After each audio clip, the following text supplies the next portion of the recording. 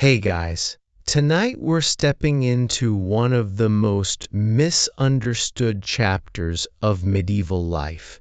The chaotic, hilarious, and surprisingly familiar world of medieval teenagers. So, before you get comfortable, take a moment, like the video and subscribe, but only if you genuinely enjoy what I do here.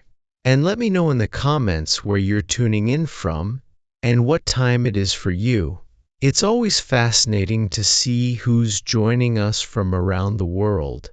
Now, dim the lights. Maybe turn on a fan for that soft background hum.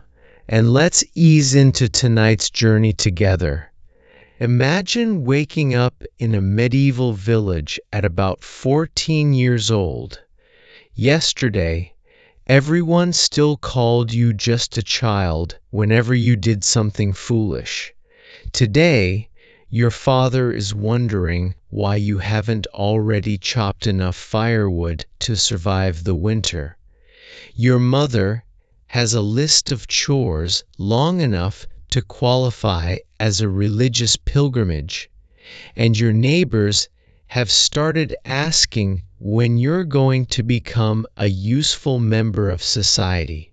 Good morning. Childhood has officially been canceled. The funny thing is that the Middle Ages didn't really have the idea of a teenager. There wasn't a magical period where adults accepted that you were still figuring yourself out.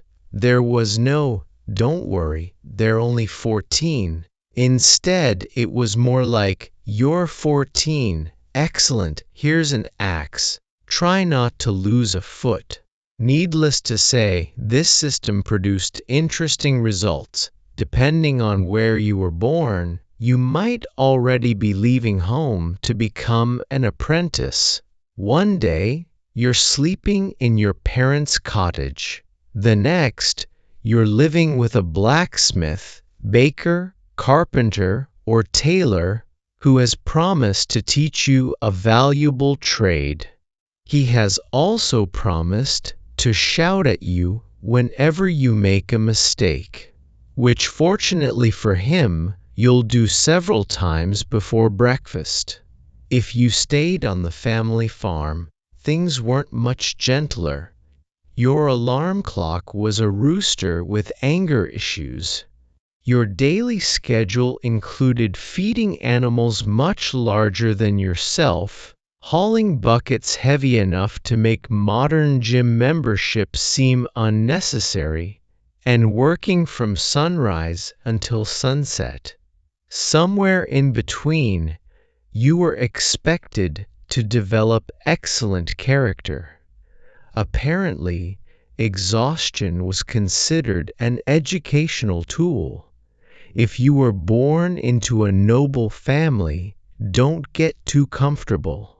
Instead of mucking out pigsty, you were expected to master riding, hunting, swordsmanship, etiquette, and enough table manners to avoid embarrassing your family in front of other nobles. You still had adults criticizing everything you did. They simply did it while wearing nicer clothes. Girls faced the same sudden leap into responsibility.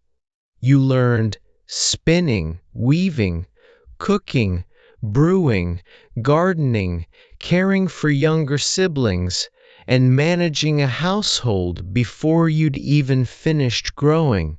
Noble girls studied music, embroidery, reading, household management, and courtly manners. In either case, everyone seemed convinced that adulthood could be learned by assigning you more work. History suggests otherwise because despite the endless responsibilities, you were still inconveniently a teenager. Your brain wasn't thinking, "I should spend this beautiful spring afternoon improving my economic productivity."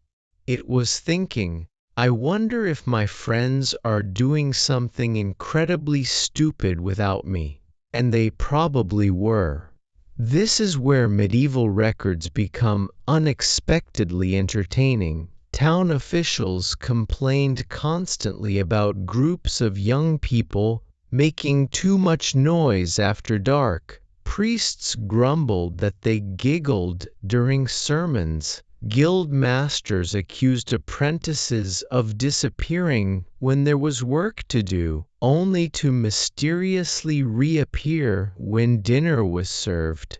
Parents wondered why perfectly intelligent children suddenly lost the ability to make sensible decisions whenever three friends were standing nearby. Some mysteries truly are timeless. Older generations also complained that young people cared too much about fashion, spent too much time flirting, stayed out too late, talked back, ignored advice, and believed they knew everything despite having accomplished very little. If that sounds familiar, congratulations! You've discovered one of history's oldest traditions. The hairstyles were different, the shoes were pointier, the questionable decisions simply involved more livestock and fewer smartphones. In fact, if you dropped into a medieval village wearing modern clothes, you'd probably recognize the teenagers immediately. Not because of what they wore, but because one of them would almost certainly be attempting a dangerous idea that began with the words, "Watch this." And that's exactly what makes medieval teenagers so fascinating.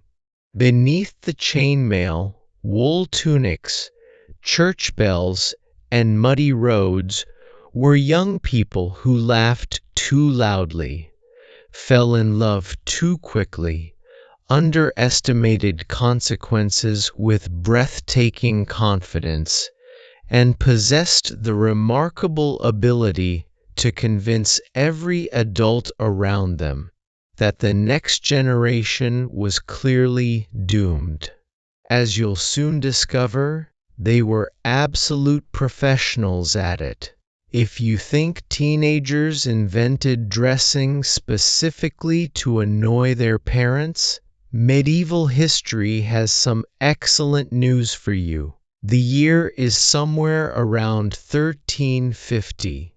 You finally earned a little money as an apprentice. Or perhaps your parents reluctantly bought you a new outfit after months of complaints. Naturally, your first thought isn't, "I'll purchase something practical."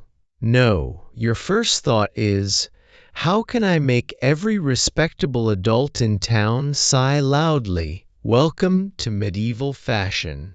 Contrary to popular belief, people in the Middle Ages didn't all wander around wearing identical brown sacks. Teenagers especially loved standing out. Bright reds, greens, blues, striped fabrics, flashy belts, colorful hose, fancy hats, embroidered sleeves, and shoes with ridiculously long pointed toes became the medieval equivalent of telling the world, "I'm cooler than everyone else." Adults absolutely hated it. Town councils across Europe repeatedly passed laws trying to limit what young people could wear. Not because colorful clothes were dangerous, but because teenagers kept dressing above their social status. Apparently, nothing ruined society faster than an apprentice looking slightly too fashionable. Imagine your mayor holding an emergency meeting because Kevin, the blacksmith's apprentice, bought an expensive belt. Civilization was clearly hanging by a thread. Shoes became one of the biggest battlegrounds. The fashionable style featured long pointed tips known today as poulaines that sometimes stretched several inches beyond the actual foot. Walking in them was already awkward enough. Working in them made even less sense. But practicality has never been the strongest influence on teenage fashion.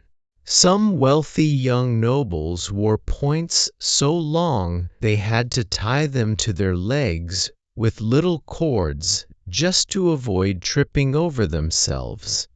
If you've ever watched someone sacrifice comfort entirely because something looked cool, congratulations. You already understand medieval fashion. Hair caused just as much outrage. Older generations complained constantly that young men spent too much time styling their hair instead of working. They curled it, trimmed it into fashionable shapes, and occasionally wore it much longer than conservative adults considered respectable. Priests wrote sermons criticizing vanity, while fathers wondered why their sons owned combs, but mysteriously couldn't remember where they had left the shovel. Girls experimented too. Braided hairstyles became increasingly elaborate. Ribbons appeared everywhere, and fashionable headwear changed almost as quickly as gossip spread through the marketplace. The complaints sound almost identical to modern ones. Why are your trousers so tight? Why are your shoes shaped like that? Why spend money on clothes when you already have perfectly good ones? 800 years later, parents are still asking exactly the same questions. The more things changed, the pointier the shoes became. And for medieval teenagers, that was probably reason enough to wear them. If medieval teenagers had social media, one group would almost certainly have filled their pages with gloomy poetry, dramatic sunset drawings, and captions like, "Nobody understands me." Except they wouldn't have posted it online, they would have written it on expensive parchment, sighed heavily beside a castle window, and recited it to anyone unfortunate enough to make eye contact. Believe it or not, the Middle Ages had their own version of emotionally dramatic teenagers. If you belonged to a noble family, there was a good chance you'd become obsessed with the fashionable idea of courtly love. According to poets, true love wasn't supposed to be simple or happy. That would be far too convenient. Real romance meant longing endlessly for someone you probably couldn't marry, writing poems about your suffering, and staring thoughtfully into the distance whenever possible. You were expected to be miserable with style. The more impossible your love was, the more respectable your heartbreak became. Imagine spending 3 months composing a beautiful poem because someone smiled at you once during a feast, then discovering they were already promised to another noble, then writing 4 more poems about how devastating this was. Modern teenagers call it being left on red. Medieval teenagers called it literature. Young nobles adored romantic songs performed by wandering minstrels. These songs spoke of impossible devotion, endless waiting, sleepless nights, and lovers separated by duty or family honor. After listening to enough of them, it became surprisingly easy to convince yourself that your own life was a tragic masterpiece, even if your greatest hardship that week had been losing a falconry competition. Adults naturally found all of this rather exhausting. Parents wanted heirs, political alliances, and respectable marriages. Teenagers wanted destiny. The two rarely agreed. Even outside noble society, young people experienced heartbreak just as intensely. Village dances, church festivals, and market fairs gave boys and girls opportunities to meet, flirt, and occasionally embarrass themselves in spectacular fashion. A rejected invitation to dance could feel like the end of the world, despite the inconvenient fact that tomorrow everyone still had to milk cows together. You couldn't exactly transfer schools. Monks also complained about young people becoming distracted by romance instead of focusing on work or religion. It's almost comforting that even 8 centuries ago, adults believed teenagers spent entirely too much time thinking about each other. Some habits simply refuse to go extinct. Of course, not every quiet teenager was secretly composing heartbreaking poetry. Sometimes you simply wandered into the woods because it was one of the few places where nobody expected you to carry water, stack firewood, clean tools, feed chickens, or explain why your friend had somehow fallen into the mill pond again. Solitude was cheaper than therapy. So, while medieval teenagers never dyed their hair black or listened to sad playlists, they absolutely understood dramatic emotions, impossible crushes, and the overwhelming certainty that nobody in history had ever suffered quite as much as they had. History, as always, politely disagrees.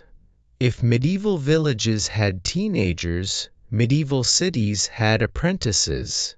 And if villages occasionally complained about young people causing trouble, cities practically budgeted for it. At first glance, becoming an apprentice sounded wonderfully respectable. Around the age of 13 or 14, you left your family and moved into the home of a master craftsman. Perhaps you would become a blacksmith, a baker, a cooper, a mason, or a tailor. Over the next several years, you would learn a valuable trade, eventually earn your freedom, and hopefully make a decent living. That was the official version. The unofficial version involved a house full of teenagers living together, working long hours, possessing more energy than common sense, and having almost no private supervision once the workday ended.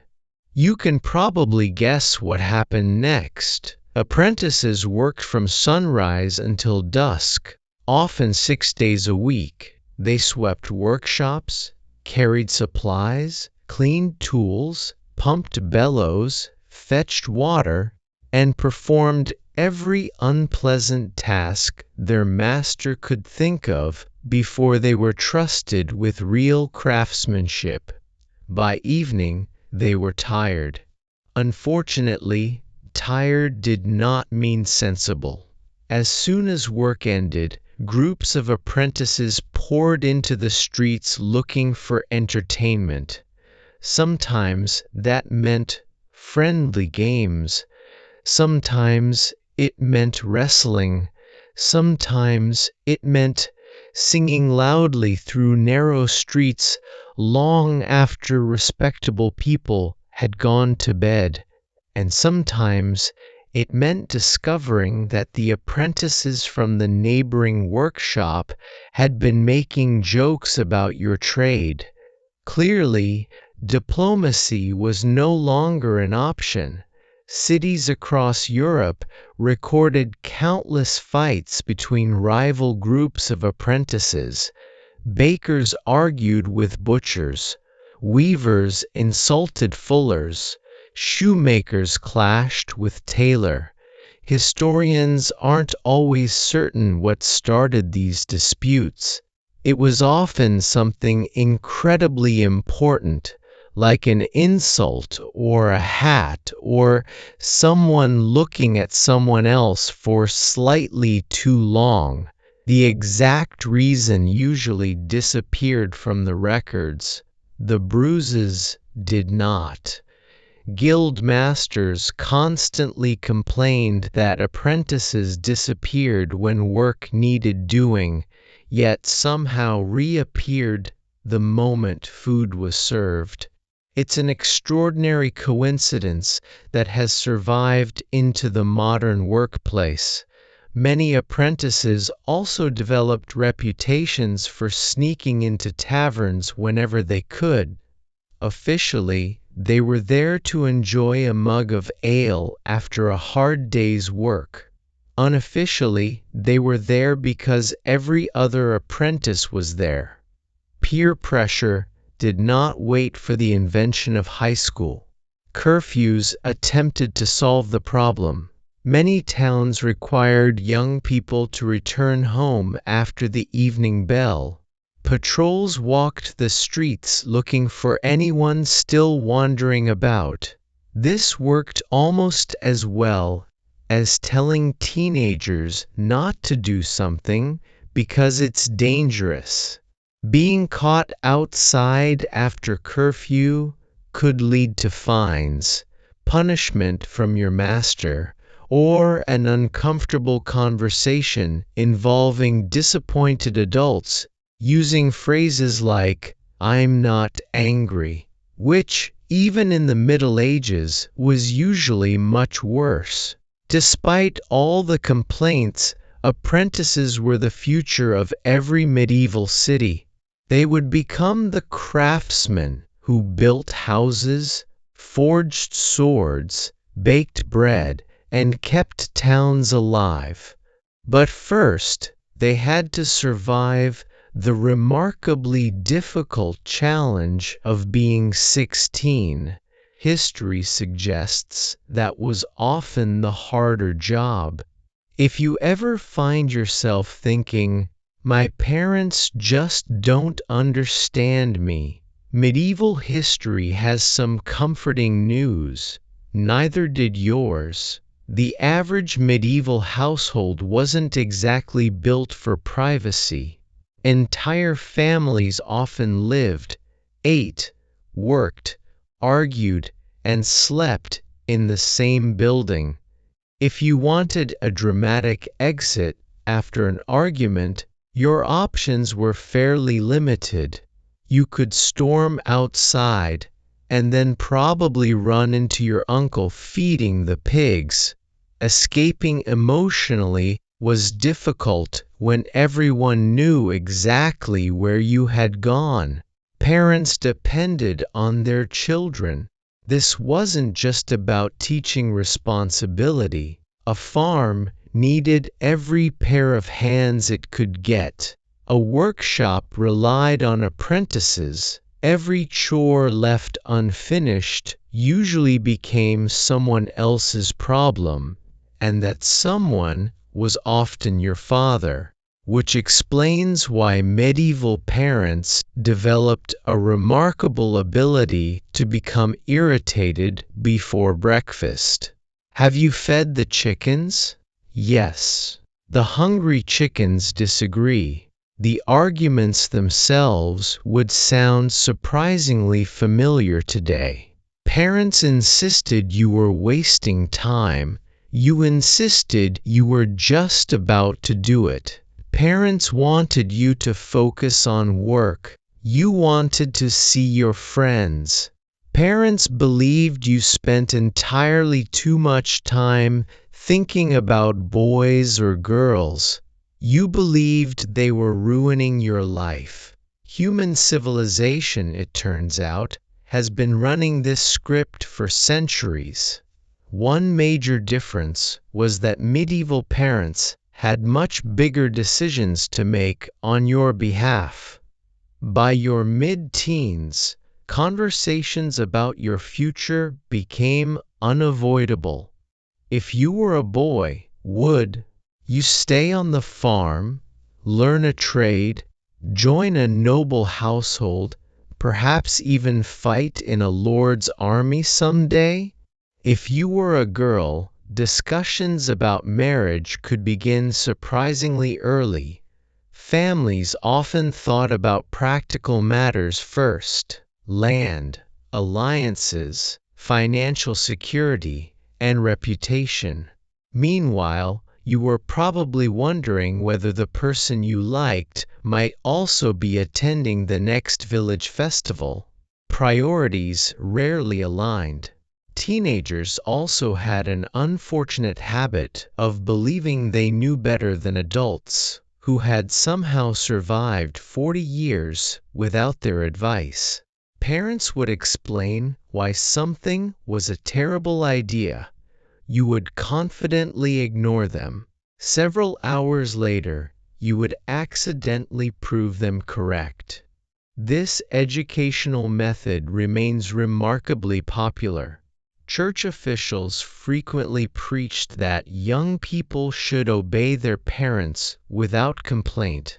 The fact that they repeated this message so often suggests the audience wasn't listening particularly carefully. Medieval sermons are full of warnings against stubborn youth, disrespectful children, and sons who answered back. Apparently, eye-rolling existed long before mirrors became affordable. Not every household was filled with constant arguments. Of course, many families were close, working side by side every day, and relying on one another to survive difficult harvests, harsh winters, and unexpected illness. But affection didn't eliminate frustration. Imagine spending 12 straight hours together every single day. No television, no headphones, no separate bedrooms, no convenient excuse about your phone battery dying, just endless proximity. By the end of harvest season, even the saints might have considered taking a very long walk. Yet, despite the disagreements, parents understood something teenagers often didn't. Childhood was ending quickly. The carefree years were disappearing, replaced by responsibilities that would last a lifetime. Adults worried because they knew how hard the future could be. Teenagers, meanwhile, were busy arguing about whether they could stay out just a little longer. Some conversations, it seems, never go out of fashion. If you think teenagers only started inventing terrible ideas after electricity was discovered, medieval history would like a brief word. You and your friends have finally escaped work for the evening.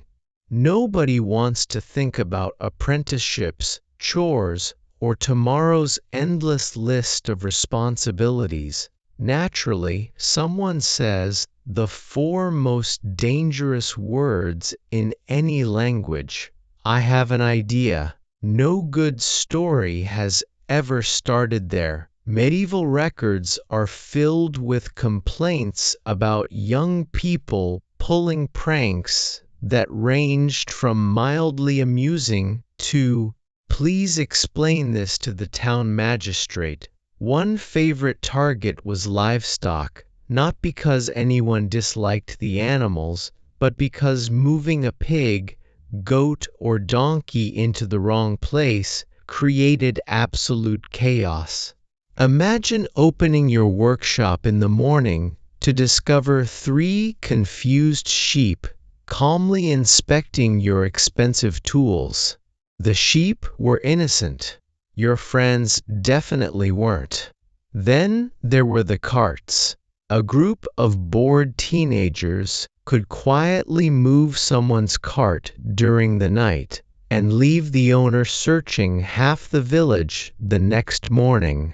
It wasn't exactly grand larceny. It was simply being spectacularly annoying.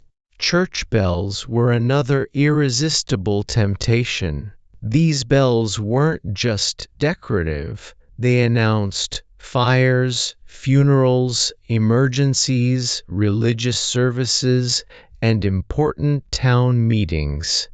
Ringing one at the wrong time sent people running into the streets expecting disaster.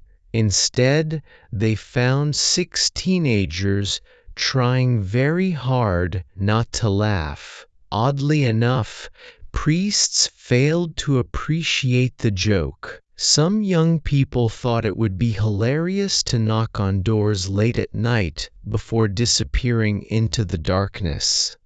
Others threw mud, fruit, or handfuls of straw at their friends during festivals, usually starting chain reactions that involved dozens of people who had absolutely nothing to do with the original prank. History rarely remembers who threw the first apple. It remembers the brawl that followed. Festivals made everything worse. Large crowds, music, dancing, ale, and very little supervision created conditions that every teenager interpreted as unlimited opportunity. Someone climbed a roof. Someone else climbed after him, because apparently bad ideas become better when they're shared. Soon, half the square was watching adults attempt to convince 2 laughing teenagers that rooftops were not intended for recreational purposes. The adults were unsuccessful. Even monasteries weren't completely safe. Monks occasionally complained about local youths sneaking near monastery grounds simply to make noise, shout jokes, or interrupt the peaceful silence. Imagine dedicating your life to quiet contemplation only to hear someone outside imitating a chicken for reasons known only to teenagers. Faith is tested in many ways. Sometimes it wears muddy boots. Of course, not every prank stayed harmless. A joke involving fire could quickly become terrifying in towns built largely from wood and thatch. A prank involving frightened horses could injure people. What began as laughter sometimes ended with angry neighbors, damaged property, and an appearance before local officials. Which raises an important question. Did punishment stop teenagers from trying again? Absolutely not. If anything, medieval adults spent centuries writing new rules because every generation of young people discovered entirely new ways to ignore the old ones. Some traditions are simply impossible to outlaw. If you imagine medieval teenagers quietly heading home after work with a wholesome desire to reflect on the day's lessons, you have clearly never met a group of teenage boys with absolutely nothing scheduled for the evening. Once the work was finished, and the masters stopped watching, you and your friends naturally gathered together. At first, it was innocent enough. You talked about work, complained about your parents, laughed about someone's embarrassing mistake, and argued over who was strongest. Then someone from the next street walked past. Unfortunately, he looked slightly too confident. Across medieval Europe, towns often developed fierce neighborhood rivalries. Teenagers living on one street formed close groups with the boys they had grown up beside. Those from another district did exactly the same. Nobody officially declared war. It simply happened. One insult led to another. One shove became three. Suddenly, 30 young men were charging at each other with the enthusiasm of people who had completely forgotten how much tomorrow's bruises were going to hurt. Town records are full of complaints about these fights. Sometimes they broke out during festivals, sometimes after church, sometimes on ordinary afternoons, because apparently Tuesday seemed like an excellent day for public violence. The reasons were often spectacularly unimpressive. Someone bumped into someone, someone borrowed something and forgot to return it, someone called someone else's friend an idiot. To be fair, medieval insults were apparently considered legally binding invitations to settle matters immediately. Weapons were technically forbidden in many towns, especially after dark. Local governments repeatedly ordered young men not to carry swords, knives, clubs, or staffs through the streets. Teenagers responded by carrying them anyway. It's almost as if rules weren't their strongest interest. Not every confrontation became a full-scale brawl. Often it was more about reputation than actual fighting. You couldn't let another group think you were weak. If someone challenged your friends, you stood beside them. Were you certain what had happened? Not really. Had you asked for both sides of the story? Of course not. Your friend said they're looking for trouble. That was apparently sufficient evidence. Adults watched these rivalries with increasing frustration. Merchants hated them because they frightened customers. Priests hated them because they disrupted public order. Town officials hated them because every fight meant paperwork, fines, witnesses, and yet another meeting about the problem with today's youth. Some council members probably dreamed of inventing adulthood several years earlier just to calm everyone down. The funniest part is that these sworn enemies often became perfectly respectable adults later in life. The apprentice who spent his evenings chasing rivals through muddy streets eventually became the town baker. The boy throwing punches at the harvest festival grew into a respected merchant with 3 children who constantly complained about teenagers. History has a magnificent sense of humor, because somewhere decades later, that same former troublemaker was undoubtedly shaking his head at a noisy group of 15-year-olds and muttering the immortal words, "Young people just aren't what they used to be." His former opponents probably nodded in complete agreement. If there's one thing medieval adults underestimated, it was a teenager's ability to become hopelessly in love after approximately 7 seconds of eye contact. You're 15 years old. You've just spent the entire morning hauling sacks of grain, chopping wood, or learning how not to destroy your master's expensive tools. Then you arrive at the village festival. Across the square, someone smiles at you. Well, there goes your ability to think rationally for the rest of the week. Despite what films often suggest, medieval villages weren't places where young people lived completely separate lives.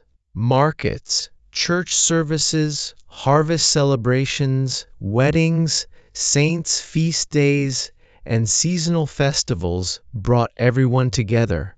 For teenagers, these weren't simply community events. They were opportunities. You weren't just attending the May Day celebration.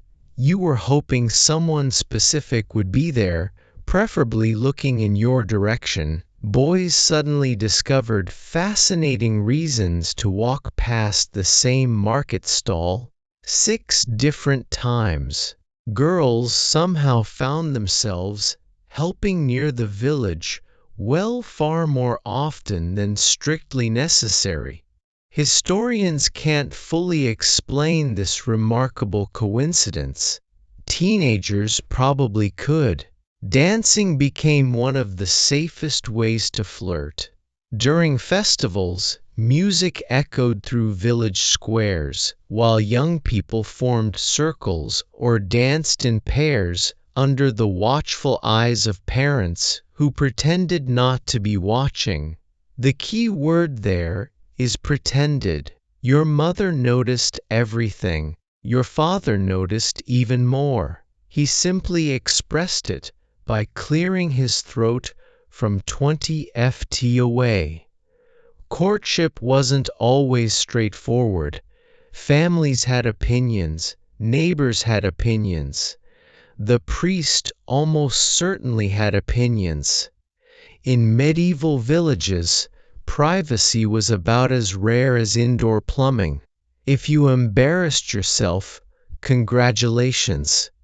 The entire village would probably hear about it before sunset. Love tokens also became surprisingly popular. A ribbon, a carved piece of wood, a flower, or even a simple handmade gift could quietly communicate feelings without saying a word. Unfortunately, your friends usually noticed immediately, and friends have possessed exactly the same emotional maturity throughout history. Oh, so that's why you've combed your hair today. Look who's trying to impress somebody. You immediately denied everything. Nobody believed you.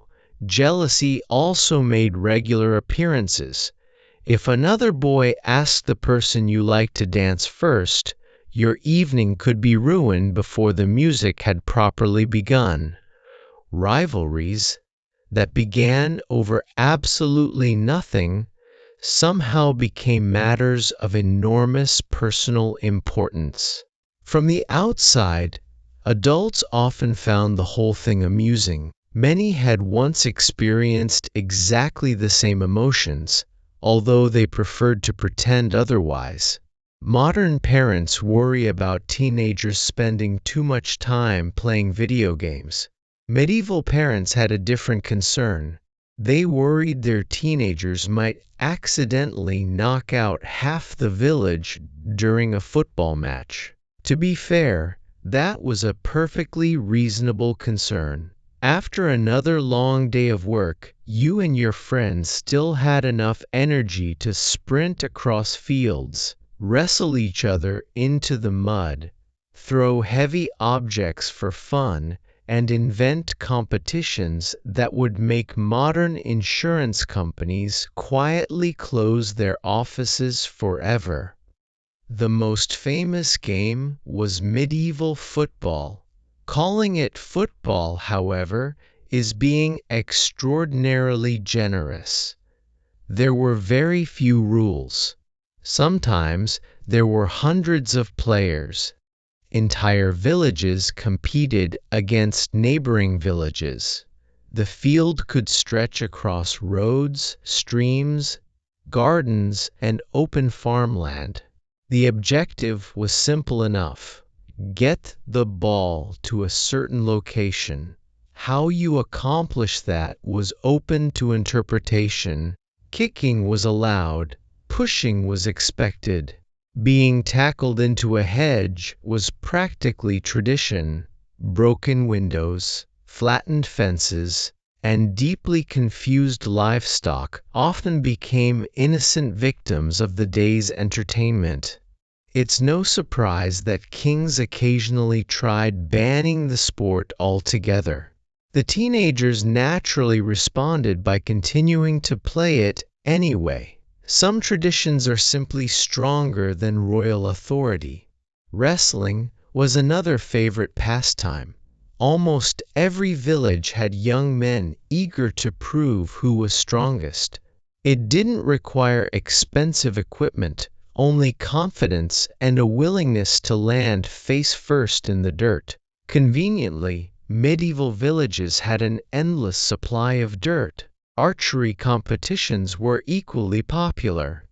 Young men were expected to practice regularly because kingdoms depended on skilled archers during wartime.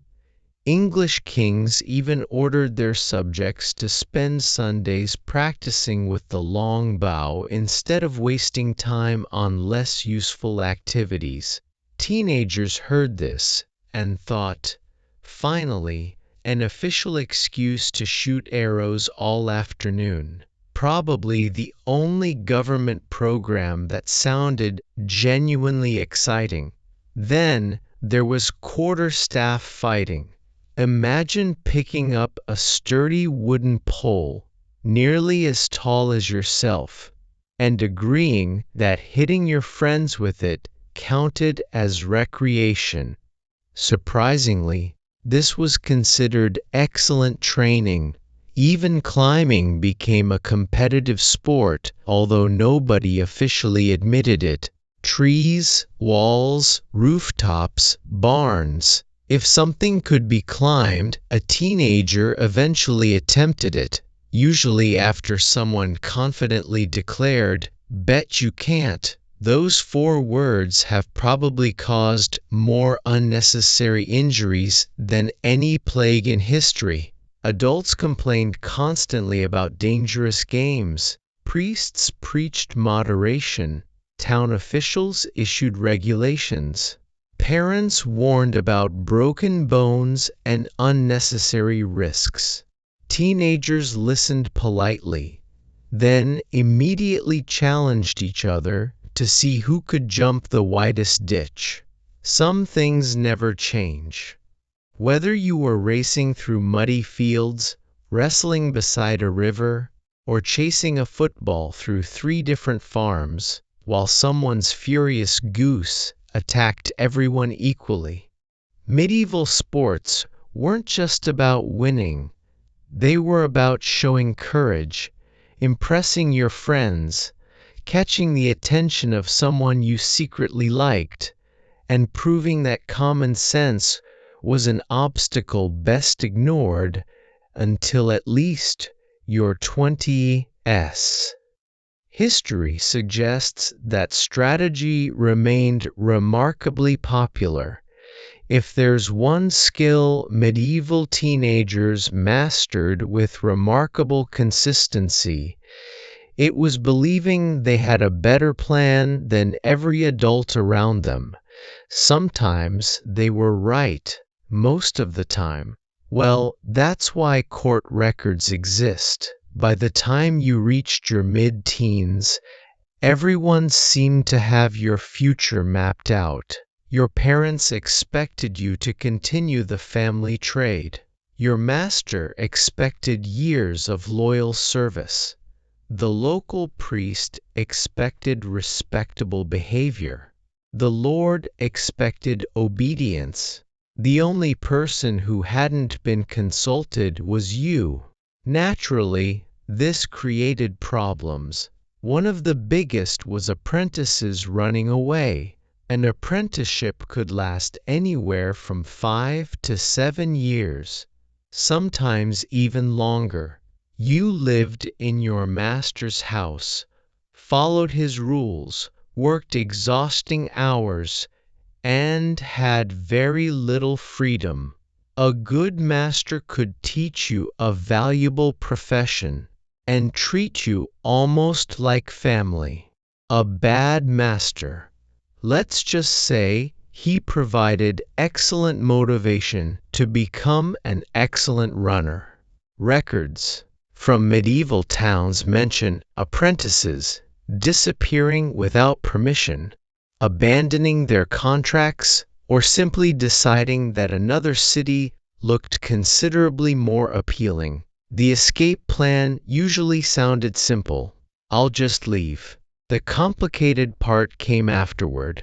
You had no wages saved, few possessions, and no convenient train station waiting outside the city gates. Walking to another town could take days, and if your master reported you, local officials might send you straight back. Freedom, it turned out, involved considerably more walking than expected. Some teenagers ignored rules for less dramatic reasons. Curfew, more of a suggestion. Church attendance. I'll definitely be there next week helping with harvest. My back suddenly hurts. It was an astonishing medical condition that disappeared the moment friends suggested going swimming in the river. Parents remained unconvinced. Then there was the eternal question of marriage.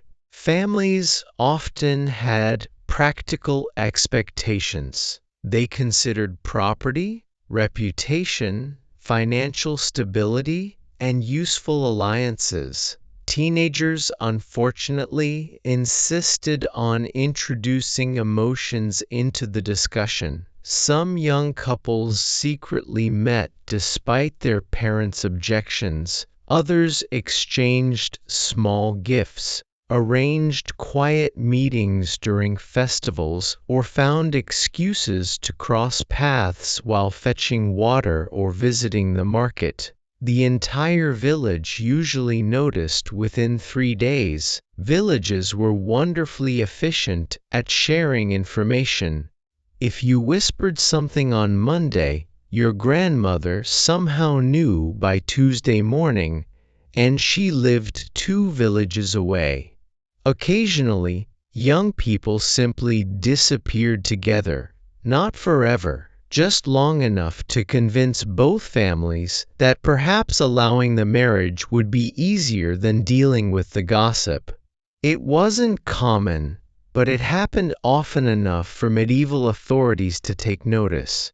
Adults constantly complained that teenagers were impatient. They wanted independence immediately, respect immediately, freedom immediately. The amusing part is that every older generation had once behaved exactly the same way. They simply remembered themselves as being much wiser. History strongly suggests otherwise, because whether you were slipping out after curfew, sneaking away to meet someone you liked, abandoning an apprenticeship, or confidently announcing that every adult in your life was completely wrong, you were participating in one of humanity's oldest traditions, believing that this generation was the first to discover freedom, and that nobody over 30 could possibly understand it.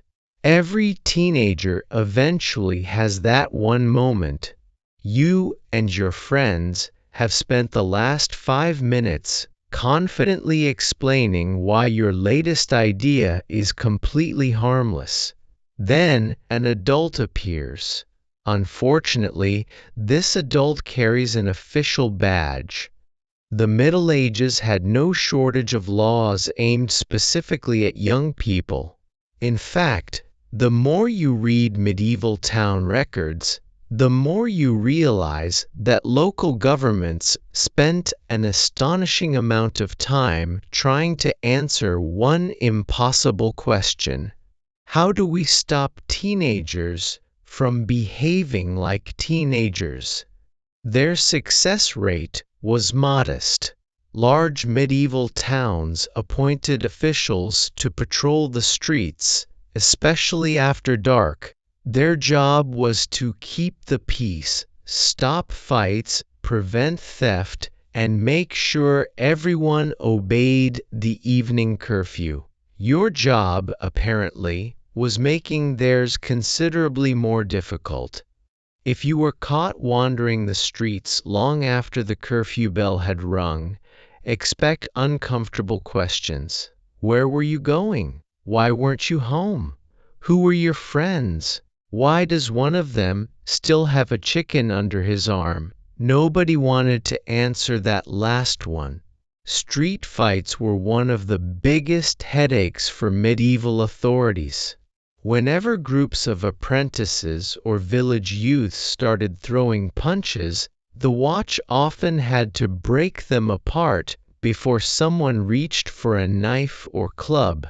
Town officials weren't necessarily shocked by the fighting. They were simply tired of writing reports about it. Some cities imposed fines. Others locked offenders in jail overnight to give them time to reconsider their life choices. Given that medieval prisons were cold, filthy, and smelled like several terrible decisions layered on top of each other, one night was usually enough. Usually, property damage brought even bigger problems. Breaking market stalls, damaging fences, smashing windows, knocking over someone's carefully stacked firewood. These weren't harmless jokes to medieval families. A damaged cart or broken tool could seriously affect someone's livelihood, meaning the prank that seemed hilarious yesterday suddenly became very expensive today. Parents often ended up paying for mistakes they hadn't even witnessed. Needless to say, they were not delighted. Church courts also dealt with young people from time to time, especially if the trouble involved disorder during religious services, public misbehavior, or ignoring important holy days. Imagine interrupting a sermon because your friend dared you to make sheep noises. The priest would remember your name probably forever. The funny thing is that medieval judges often showed surprising patience toward younger offenders. They understood that young people were impulsive, easily influenced by friends, and spectacularly overconfident. Some things have always been obvious. What mattered most was whether you learned from the experience. Did you apologize? Did you pay the fine? Did you stop causing trouble? The answer to that final question was occasionally, because if history teaches us anything, it's that no punishment has ever completely cured a teenager of believing next time will be smarter. History also teaches us there is almost always a next time, which explains why medieval law books kept getting thicker, while teenagers somehow kept finding entirely new ways to end up in them. The sun has finally disappeared behind the rooftops. The church bell rings to announce the evening curfew. Respectable citizens begin closing their shutters, putting out lamps, and settling in for the night. You look at your friends. Your friends look at you. Nobody says it aloud, but everyone is thinking exactly the same thing. So, are we actually going home? Not immediately. Despite the popular image of medieval towns becoming completely silent after sunset, nighttime had a strange kind of energy, especially for young people. The streets grew darker, the crowds became smaller, and suddenly every harmless adventure felt twice as exciting simply because an adult had told you not to do it. Teenagers have always found darkness incredibly persuasive. If you were an apprentice, your master probably expected you to be asleep after another exhausting day of work. Instead, you quietly slipped outside to meet your friends, not because you had an important meeting, because someone claimed a traveling musician had arrived at the tavern. That was reason enough. Taverns became natural gathering places. They weren't just places to drink. People shared news, listened to music, played games, told stories, and laughed about the day's disasters. Travelers brought rumors from distant towns. Merchants exchanged gossip, and local musicians filled the room with songs everyone somehow knew. You, meanwhile, were pretending not to notice someone sitting across the room. Your friends noticed immediately. They were kind enough to point it out by smiling in the most suspicious way imaginable. Excellent support system. Of course, not every teenager was legally supposed to spend evenings in taverns. Some masters forbade it. Parents certainly discouraged it, which made it even more attractive. There's something almost magical about forbidden places. They become approximately 3 times more interesting the moment an adult says, "You're not going." Outside the taverns, town streets became much quieter. Without street lights, medieval nights were genuinely dark. Moonlight helped, but narrow alleys could feel mysterious, even to people who walked them every day. Every strange noise suddenly sounded larger. A cat knocked over a bucket. You briefly prepared to fight a dragon. Teenagers loved telling ghost stories during these nighttime walks. Every abandoned ruin supposedly contained spirits. Every lonely crossroads had its own legend. Every ancient tree had apparently witnessed something supernatural. The stories grew dramatically better after everyone agreed they definitely weren't scared. Nobody believed that statement, even the person saying it. Town watches patrolled many larger cities, carrying lanterns and listening for trouble.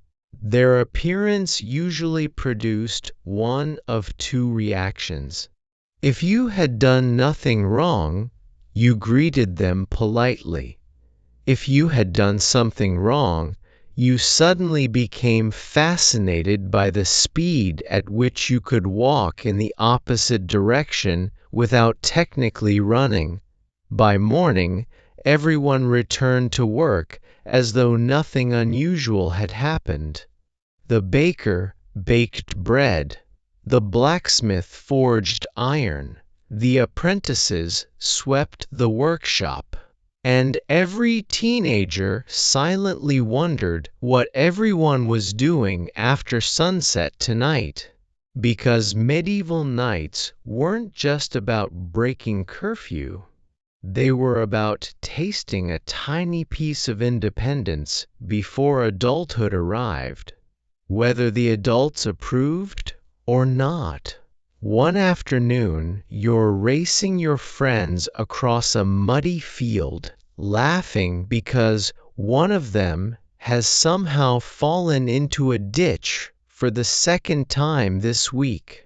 The next morning, someone hands you real responsibility. No ceremony, no inspiring speech, no helpful booklet titled, "Congratulations, you're an adult now." Just work. The strangest part about growing up in the Middle Ages was how suddenly Everyone expected you to stop behaving like a teenager. There wasn't a universal birthday when adulthood officially began. Instead, it arrived differently depending on who you were and where you lived. Maybe you finished your apprenticeship. Maybe your father became too old to manage the farm alone. Maybe your family arranged your marriage. Maybe war arrived before any of those things had a chance to happen. Whatever the reason, one day people stopped saying he's just a boy. Now they were saying he's responsible. Those are two very different sentences. If you had completed an apprenticeship, you could finally become a journeyman. After years of sweeping floors, carrying heavy loads, and being blamed for mistakes you didn't even witness, you were now trusted to produce quality work yourself, which sounded wonderful until you realized mistakes were now entirely your fault. No more hiding behind the master. If you stayed in the countryside, adulthood often meant taking over larger parts of the family farm. Suddenly, the harvest wasn't simply your parents' concern. If the crops failed, they were your concern too. That funny little game called "I'll deal with it later" became considerably less entertaining. Marriage changed everything as well. Many people married in their late teens or early 20s, although the exact age varied greatly depending on wealth, location, and circumstance. Marriage wasn't simply about romance. It meant managing a household, raising children, producing enough food, paying rents, maintaining property, and surviving winters that didn't particularly care whether you felt prepared. Life had an extraordinary habit of assuming you were. Young noblemen faced another challenge: military service. Training with swords during childhood had seemed exciting enough. Actually leading men into battle was rather less glamorous. The armor became heavier. The consequences became permanent. For young women, adulthood meant equally demanding responsibilities. Running a household required remarkable skill. Bread had to be baked, clothing repaired, food preserved, accounts remembered, servants supervised if the family could afford them, children cared for, and countless daily problems solved before they became disasters. Nobody called it management. It absolutely was. The amusing thing is that adults often looked back on their teenage years with suspiciously selective memories. The former apprentice who had once started tavern arguments now complained that young people lacked discipline. The former village troublemaker insisted teenagers had become reckless. The man who had climbed church roofs for fun somehow became convinced he had always been perfectly sensible. History suggests his friends would have disagreed. Perhaps that is the final step into adulthood: not paying taxes, not getting married, not finishing your apprenticeship, but forgetting just how wonderfully ridiculous you were at 16, and becoming absolutely certain that the next generation is somehow much worse. Some traditions are simply too old to disappear. After everything you've seen, from the impossible fashion trends and spectacularly bad ideas to midnight adventures and public fistfights, you might expect the ending of this story to reveal that medieval teenagers were completely different from the teenagers of today. History has other plans. Strip away the castles, the wool tunics, the muddy roads, and the church bells, and you're left with something surprisingly familiar. You, or at least someone very much like you.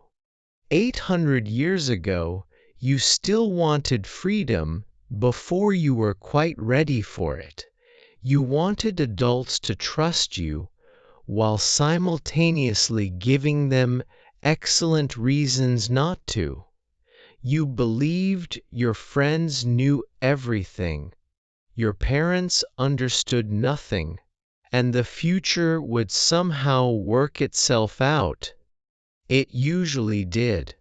Eventually, medieval adults complained endlessly that young people were lazy, disrespectful, obsessed with appearance, distracted by romance, unwilling to work hard enough, and constantly inventing new ways to waste time. If you've heard those complaints before, congratulations. You've discovered the longest-running conversation in human history. In fact, every generation seems absolutely convinced that they were the last sensible one. The Romans complained about young people, medieval parents complained about young people, Victorian parents complained about young people. Today, someone is probably complaining about young people while a teenager nearby is confidently explaining why the adults just don't get it. The cycle remains beautifully unbroken. Of course, medieval teenagers faced challenges that would seem unimaginable today. Many left home before they were old enough to vote by modern standards. They worked exhausting days, survived deadly diseases, and lived in a world where a poor harvest could threaten an entire community. Yet somehow, even surrounded by those hardships, they still found time to laugh with friends, fall hopelessly in love, wear clothes their parents hated, stay out later than they should, pull ridiculous pranks, argue with authority, and chase excitement whenever life gave them the smallest opportunity. Human nature, it seems, has always been stronger than circumstance. Perhaps that's why medieval records are so enjoyable to read. They're filled with kings, bishops, knights, and great battles. But hidden between those famous stories are ordinary teenagers trying to figure out who they were, sometimes brilliantly, often disastrously, almost always entertainingly. And maybe that's the biggest surprise of all. The Middle Ages weren't populated by silent, gloomy people endlessly struggling through life without smiling. They joked, argued, flirted, competed, made terrible decisions, embarrassed themselves in public, and occasionally forced exhausted adults to invent entirely new rules because the old ones clearly weren't working. In other words, they grew up just like every generation before them, and every generation since. So the next time someone claims that teenagers have completely lost their minds and that things were far better back in the old days, remember the medieval apprentice wearing absurdly pointy shoes, sneaking out after curfew to meet friends, starting a fight over an insult he couldn't even remember the next morning, then arriving home, convinced that none of it had been his fault. History would simply smile and quietly reply, "We've seen this before." When you think of ancient fashion, your mind probably jumps straight to white marble statues wrapped in flowing robes, Egyptian pharaohs wearing impossible amounts of gold, or Roman senators looking permanently overdressed for the weather. It all seems wonderfully distant, preserved behind museum glass and history books thick enough to stun an ox. But look a little closer, and something rather surprising begins to happen. Many of the clothes, accessories, and beauty habits you see every day are not modern inventions at all. They are simply very old ideas wearing new labels. Fashion, despite its reputation for constantly changing, is remarkably stubborn. It loves pretending to reinvent itself while quietly borrowing from civilizations that disappeared thousands of years ago. Humans have always wanted to look attractive, display status, stay comfortable, and occasionally make their neighbors just a little bit jealous. The methods change. The motivations rarely do. Thousands of years before fashion magazines declared what was in or out, people along the Nile River carefully applied cosmetics before leaving home. Greek craftsmen stitched elegant sandals that would not look entirely out of place on today's beaches. Roman women layered garments in ways that modern designers still imitate, while wealthy Persians experimented with luxurious fabrics and tailored clothing that would influence fashion for centuries. Even jewelry tells the same story. Rings, necklaces, bracelets, earrings, hairpins, and decorative belts have survived not because they are ancient curiosities, but because they simply work. Gold still shines exactly as it did when Egyptian nobles admired it beneath the desert sun. Pearls remain elegant, despite having been fashionable since long before Julius Caesar was making political enemies at an impressive pace. Of course, not every ancient trend deserves a comeback. Some hairstyles required enough oil to fry tonight's dinner, and certain cosmetics contained ingredients that modern doctors would describe with considerable concern. Looking fashionable was occasionally a dangerous hobby. Vanity has always demanded sacrifices, although preferably not involving lead poisoning. One of the biggest misconceptions about ancient clothing is that everyone dressed alike. In reality, fashion changed constantly depending on wealth, occupation, region, climate, religion, and social status. A Roman senator dressed very differently from a Roman baker, just as an Egyptian queen hardly resembled the farmer harvesting grain outside Memphis. Over the next chapters, you'll discover that ancient wardrobes were far more sophisticated than most people imagine.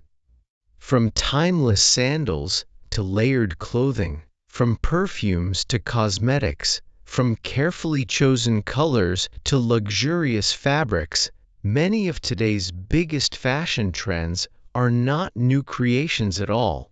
They are simply history's favorite outfits, making yet another entrance, proving that while civilizations may rise and fall, good style is remarkably difficult to bury.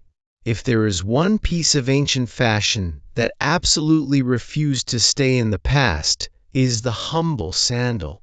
Long before sneakers conquered the world, and long before anyone argued about limited edition trainers, People had already discovered that a flat sole attached to your foot with a few well-placed straps was surprisingly difficult to improve upon.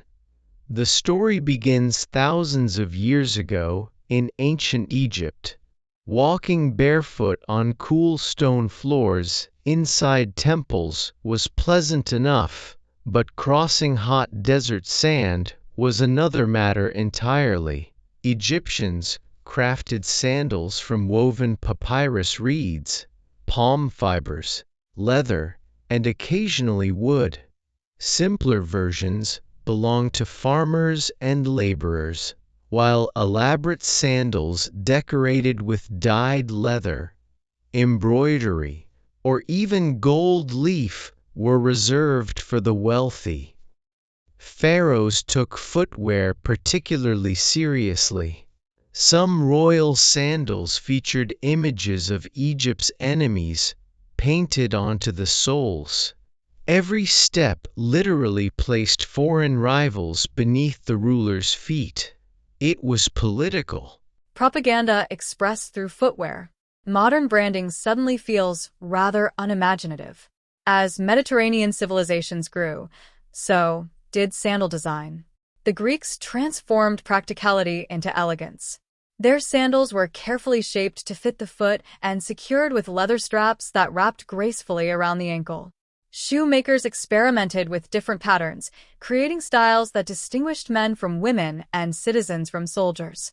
Beauty mattered immensely in Greek society. A well-crafted sandal complemented flowing garments and balanced the proportions of the body. Reflecting the Greek fascination with harmony, even footwear became part of their philosophy that beauty and function should exist together. The Romans naturally approached the subject with typical efficiency. They created dozens of different sandal styles depending on occupation and status. Soldiers marched across Europe wearing sturdy military sandals called caligae, fitted with thick leather soles reinforced by iron hobnails. These shoes endured mud, mountains, forests, and battlefields with remarkable reliability. Meanwhile, wealthy Roman citizens wore softer leather sandals indoors, while senators and magistrates often displayed distinctive footwear that immediately revealed their rank. In Rome, people could often judge your profession before you spoke simply by looking at your feet. Fast forward 2,000 years, and ancient ideas continue walking beside us. Every summer, fashion magazines enthusiastically announce the return of leather sandals, lace-up sandals, minimalist sandals, or the famous gladiator sandal. Designers unveiled them as exciting new collections, while somewhere an ancient Roman shoemaker would probably smile and quietly wonder what took everyone so long. Some trends disappear forever. Others simply wait patiently until the world remembers how comfortable they were. Sandals belong firmly in the second category, proving that sometimes the oldest solutions remain the smartest ones. If you walked into the dressing room of a wealthy Egyptian noblewoman around 3,000 years ago, you might be surprised by how familiar it looked. There would be mirrors polished from bronze, carefully carved cosmetic containers, scented oils, small brushes, powders, and pigments arranged with impressive care. The only obvious difference would be the absence of electric lighting and someone explaining a 12-step skincare routine on social media. Ancient people did not simply throw on whatever was available. Cosmetics were a serious business, combining fashion, religion, medicine, and social status into a daily ritual. The Egyptians were perhaps the undisputed masters of ancient beauty. Both men and women regularly lined their eyes with black kohl, creating the dramatic almond-shaped look that still appears on fashion runways today. The dark lines were undeniably beautiful, but they also served practical purposes. They reduced the glare of the powerful Egyptian sun and helped protect sensitive eyes from blowing sand. Some ingredients even had mild antibacterial properties, meaning that looking elegant occasionally came with genuine health benefits. It may be one of the few moments in beauty history when makeup could honestly claim to improve your well-being. Green eyeshadow also became fashionable, made from crushed malachite, while red ochre provided color for lips and cheeks. Wealthier Egyptians stored these cosmetics inside beautifully carved stone jars or ivory containers, transforming makeup into both an art and a luxury. the Greeks admired a rather different ideal. They favored smoother, paler skin, believing it reflected refinement and a life spent indoors rather than working beneath the Mediterranean sun. Women applied powders to lighten their complexions and used subtle colors on their lips and cheeks. Unfortunately, not every beauty's secret aged as gracefully as the hairstyles. Propaganda products contained lead compounds, modern branding the desired appearance rather unimaginative, causing serious health Mediterranean problems. Civilizations the mirror rarely mentioned this unfortunate sandal design. Roman women inherited many Greek practices into elegance, but expanded them dramatically. Their sandals were carefully shaped to fit the foot and circulated with leather straps that wrapped perfumes arrived around Arabia and India. Shoemakers experimented with different patterns, softer skin, creating styles that distinguished men from women and citizens from soldiers. If those promises sound familiar, beauty mattered immensely. Advertising has apparently changed. A well-crafted sandal complemented flowing garments and balanced the proportions of the body, an obsession, reflecting the Greek fascination with harmony.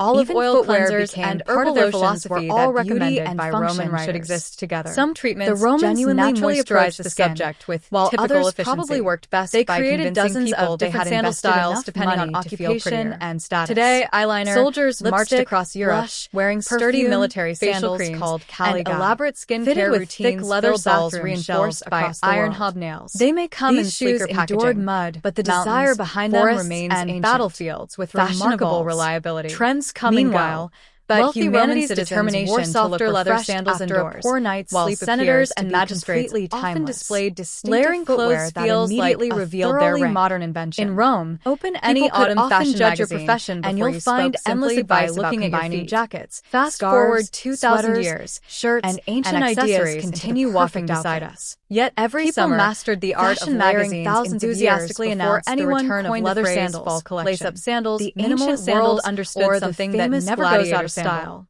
Designers unveiled lighter garments, exciting new collections, far more practical. While somewhere an ancient Roman shoemaker would probably smile. In ancient Greece, quietly the basic wardrobe began with the chiton, so long, a simple tunic made from linen disappear forever. But others rarely simply wait patiently, depending on the weather, world remembers the occasion, how comfortable they were. A person's wealth. Sandals belong firmly in the second category, could be draped proving that sometimes the oldest solution somewhere between a cloak, a shawl, and if you walked into the dressing room of a wealthy Egyptian noblewoman naturally around the body, 3,000 years ago, creating elegant you might be surprised by how familiar a zipper. There would be mirrors polished from bronze, a neatly draped cosmetic suggested education, scented oils, refinement, small brushes, self-control, powders, and pigments carelessly might imply you had dressed in the dark or had lost an argument with your own absence of electric lighting. The Romans adopted many Greek ideas that made them even more structured. Ancient people did not simply throw on whatever was available. Adding cosmetics were serious temperatures dropped, combining senators and magistrates, religion, medicine, and toga over their tunics during daily occasions. The Egyptians were its iconic undisputed masters. The toga was hardly everyday wear. Both men and women regularly lined their eyes with black coal, creating the dramatic almond shaped look that still appears on fashion runways today. The dark lines were undeniably beautiful. Imagine meeting also simply to get dressed before attending a meeting. They reduced the glare of the powerful Egyptian sun and help protect sensitive eyes from blowing beyond sand. The Mediterranean. Some ingredients even had mild antibacterial properties, living across climates that ranged from hot plains came with genuine health benefits. They developed wardrobes that included trousers, beauty history when makeup could honestly claim to improve your well-being, and decorative green eyeshadow also became emphasized comfort while allowing freedom of movement, while red ochre provided color for lips spent long hours riding across the empire. Wealthier Egyptians stored these cosmetics inside neighboring civilizations stone jars or ivory containers of it gradually spread makeup into both an art and a fitted outer garments. The Greeks admired lighter layers different eventually influenced fashion throughout Europe. Paler layering skin also allowed people to display wealth without saying a word. A life spent indoors rather than working beneath the Mediterranean sun. Colorful borders, women applied powders to lighten their complexions, embroidered sleeves subtle colors on just the right and cheeks. Unfortunately, not every beauty's secret aged today, as gracefully. We casually combine shirts, jackets, coats, scarves, and cardigans without giving the concept much thought. Fashion brands present layered outfits as seasonal innovations every few years. The Greeks, Romans, and Persians might politely applaud the effort before pointing out that they had already perfected the look while your great-great-great-grandparents' ancestors were still figuring out how sleeves worked. If you were suddenly transported into the marketplace of ancient Rome, Egypt, or Greece, one thing would become obvious almost immediately. People loved jewelry. Not just kings and queens, but merchants, soldiers, priests, wealthy landowners, and anyone who could afford even the smallest decorative piece. Some things simply refused to go out of fashion. Gold is one of them. Ancient Egyptians believed jewelry was far more than decoration. Every necklace, bracelet, ring, or amulet could carry religious meaning, offer protection from evil spirits, or symbolize divine favor. Gold was especially treasured because it never tarnished. To the Egyptians, this eternal shine reflected the flesh of the gods themselves. A noble woman might wear elaborate collars made from rows of gold, turquoise, lapis, lazuli, and carnelian beads. Broad bracelets covered both wrists, rings adorned nearly every finger, and earrings framed carefully styled hair. None of it was considered excessive. Quite the opposite, displaying beautiful craftsmanship honored both wealth and the gods. Modern jewelry advertisements often promise timeless elegance. Ancient Egypt quietly demonstrated what timeless actually looks like. The Greeks approached jewelry somewhat differently. They admired balance and subtle beauty. Gold wreaths resembling olive leaves, delicate earrings shaped like tiny animals, and necklaces with carefully worked pendants reflected their appreciation for nature and proportion. Jewelry complemented the body rather than overwhelming it. Of course, if you happened to be exceptionally wealthy, subtlety occasionally took a holiday. Then came the Romans, who embraced nearly every style they encountered across their growing empire.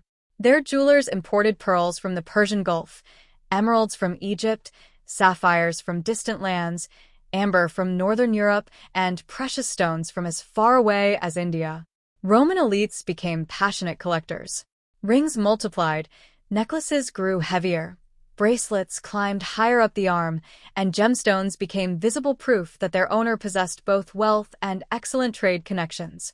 Julius Caesar himself reportedly admired pearls so much that he helped turn them into one of Rome's greatest luxury obsessions.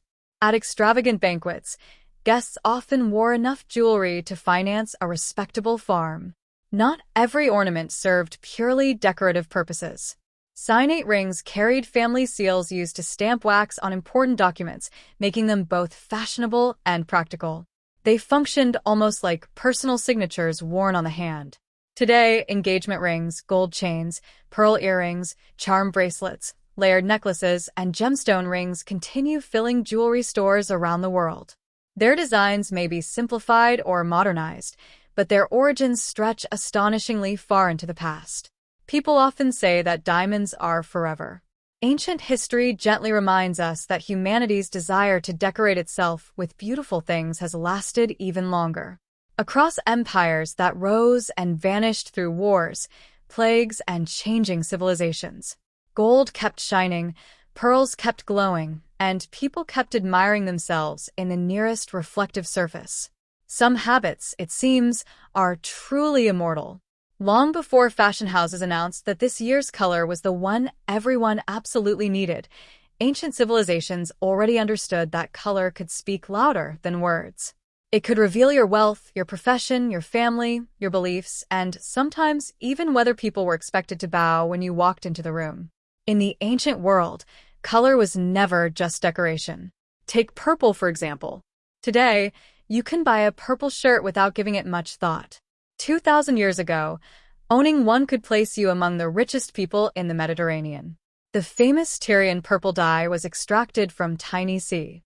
Whether carefully curled, braided, tied, or piled high above the head, hairstyles often revealed just as much about a person as their clothing did.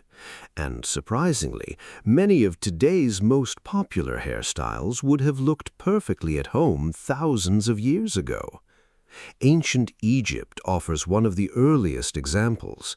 While many people kept their natural hair short for comfort in the desert heat, wigs became an entire fashion industry. Wealthy men and women owned several wigs for different occasions, crafted from human hair, wool, or plant fibers. These wigs could be braided, curled, scented with perfume, and decorated with beads or gold ornaments.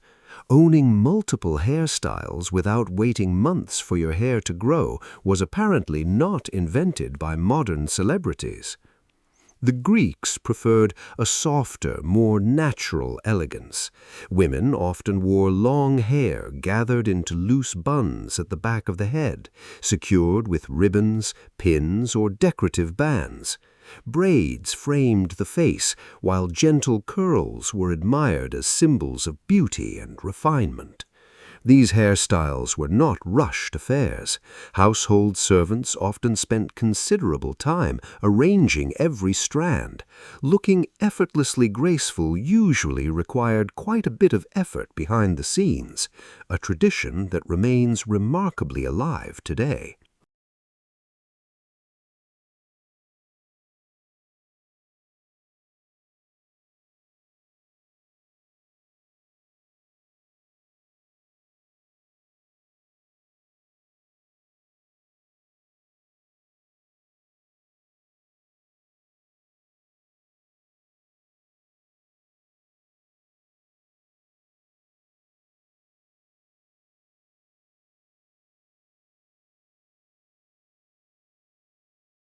From the deserts of Egypt to the misty hills of Britain, it commanded cities filled with marble temples, aqueducts, libraries, theaters, and roads that seemed to reach every corner of the known world. Compared to such grandeur, the forests beyond the Rhine River appeared wild, remote, and sparsely populated. And yet those forests fascinated the Romans far more than many of the provinces they actually controlled. To understand why, imagine yourself as a Roman merchant or soldier standing on the western bank of the Rhine during the 1st century after Christ. Behind you lies one of the greatest empires in history. Before you stretches an immense wilderness of dark forests, broad rivers, marshes, and hills that disappear into the distance. There are no Roman roads cutting neatly through the landscape, no cities built around forums and bathhouses, no familiar villas surrounded by vineyards.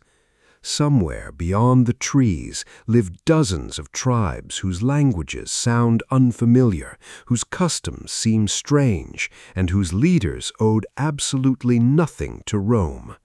Naturally, curiosity begins to grow. The first stories came from traders who exchanged goods along the frontier. They spoke of tall warriors with unusually light hair, villages built from timber instead of stone, and societies where loyalty to family and tribe mattered more than written laws. Then came the soldiers. Roman legions stationed along the Rhine encountered these tribes regularly. Sometimes they traded peacefully, sometimes they negotiated. Occasionally they recruited Germanic warriors as allies, and quite often they fought them. Every encounter produced another story. One officer described fearless warriors charging into battle with astonishing confidence. Another recalled enormous drinking feasts that lasted well into the night. A diplomat returned impressed by tribal assemblies where free men debated important decisions rather than simply obeying kings. Of course, not every account was perfectly reliable. Roman writers often described lands they had never personally visited. Many relied on second-hand reports passed from soldier to soldier, merchant to merchant, until facts blended comfortably with rumor. The farther a story traveled from the frontier, the more dramatic it often became. Apparently, embellishing travel stories is another tradition with very ancient roots. Still, beneath the exaggerations lay something genuine. The Germanic tribes represented one of the few neighboring peoples that Rome never fully understood or permanently conquered. They remained unpredictable, independent, and deeply different from the Mediterranean world. That combination of mystery, admiration, and fear ensured that Roman authors would keep writing about them for centuries, trying to explain a people who always seemed just beyond Rome's complete understanding. As Roman merchants and soldiers carried stories back across the Rhine, one detail appeared so consistently that it almost became impossible to ignore. According to them, the Germanic tribes were enormous. Nearly every Roman author who described these northern peoples found a way to mention their height. Julius Caesar noted their impressive physical stature during his campaigns in Gaul. Later, the historian Tacitus described the Germans as having fierce blue eyes, reddish or blonde hair, and large, powerful bodies suited to sudden bursts of strength. Reading several Roman accounts in succession, you could almost believe every Germanic warrior stood somewhere between a respectable human being and a small oak tree. Like most stereotypes, however, there was a grain of truth wrapped in generous layers of exaggeration. Archaeological discoveries suggest that many Germanic men were indeed somewhat taller than the average Roman living around the Mediterranean. Better access to animal protein in some regions, combined with different lifestyles and genetics, likely contributed to this difference. While the average Roman male may have stood around 5'6" some Germanic populations averaged over 5'8". Fashion, however, took hairstyling to extraordinary levels. During the imperial period, wealthy Roman women competed to create increasingly elaborate hairstyles. Hair was curled into dozens of tiny ringlets, braided into towering structures, and supported by pins, wireframes, and occasionally even additional hair purchased from across the empire. Blonde hair imported from northern Europe became especially fashionable. Roman ladies sometimes wore wigs made from the hair of Germanic women, while darker hair from the East was equally prized. Fashion had become international long before anyone thought of calling it global. The more elaborate the hairstyle, the clearer the message. Its owner possessed enough wealth to employ servants whose full-time responsibility was arranging hair. Men followed trends as well. Julius Caesar famously combed his thinning hair forward to hide his baldness, while later emperors carefully influenced male hairstyles throughout the empire. Apparently, worrying about receding hairlines is another ancient tradition.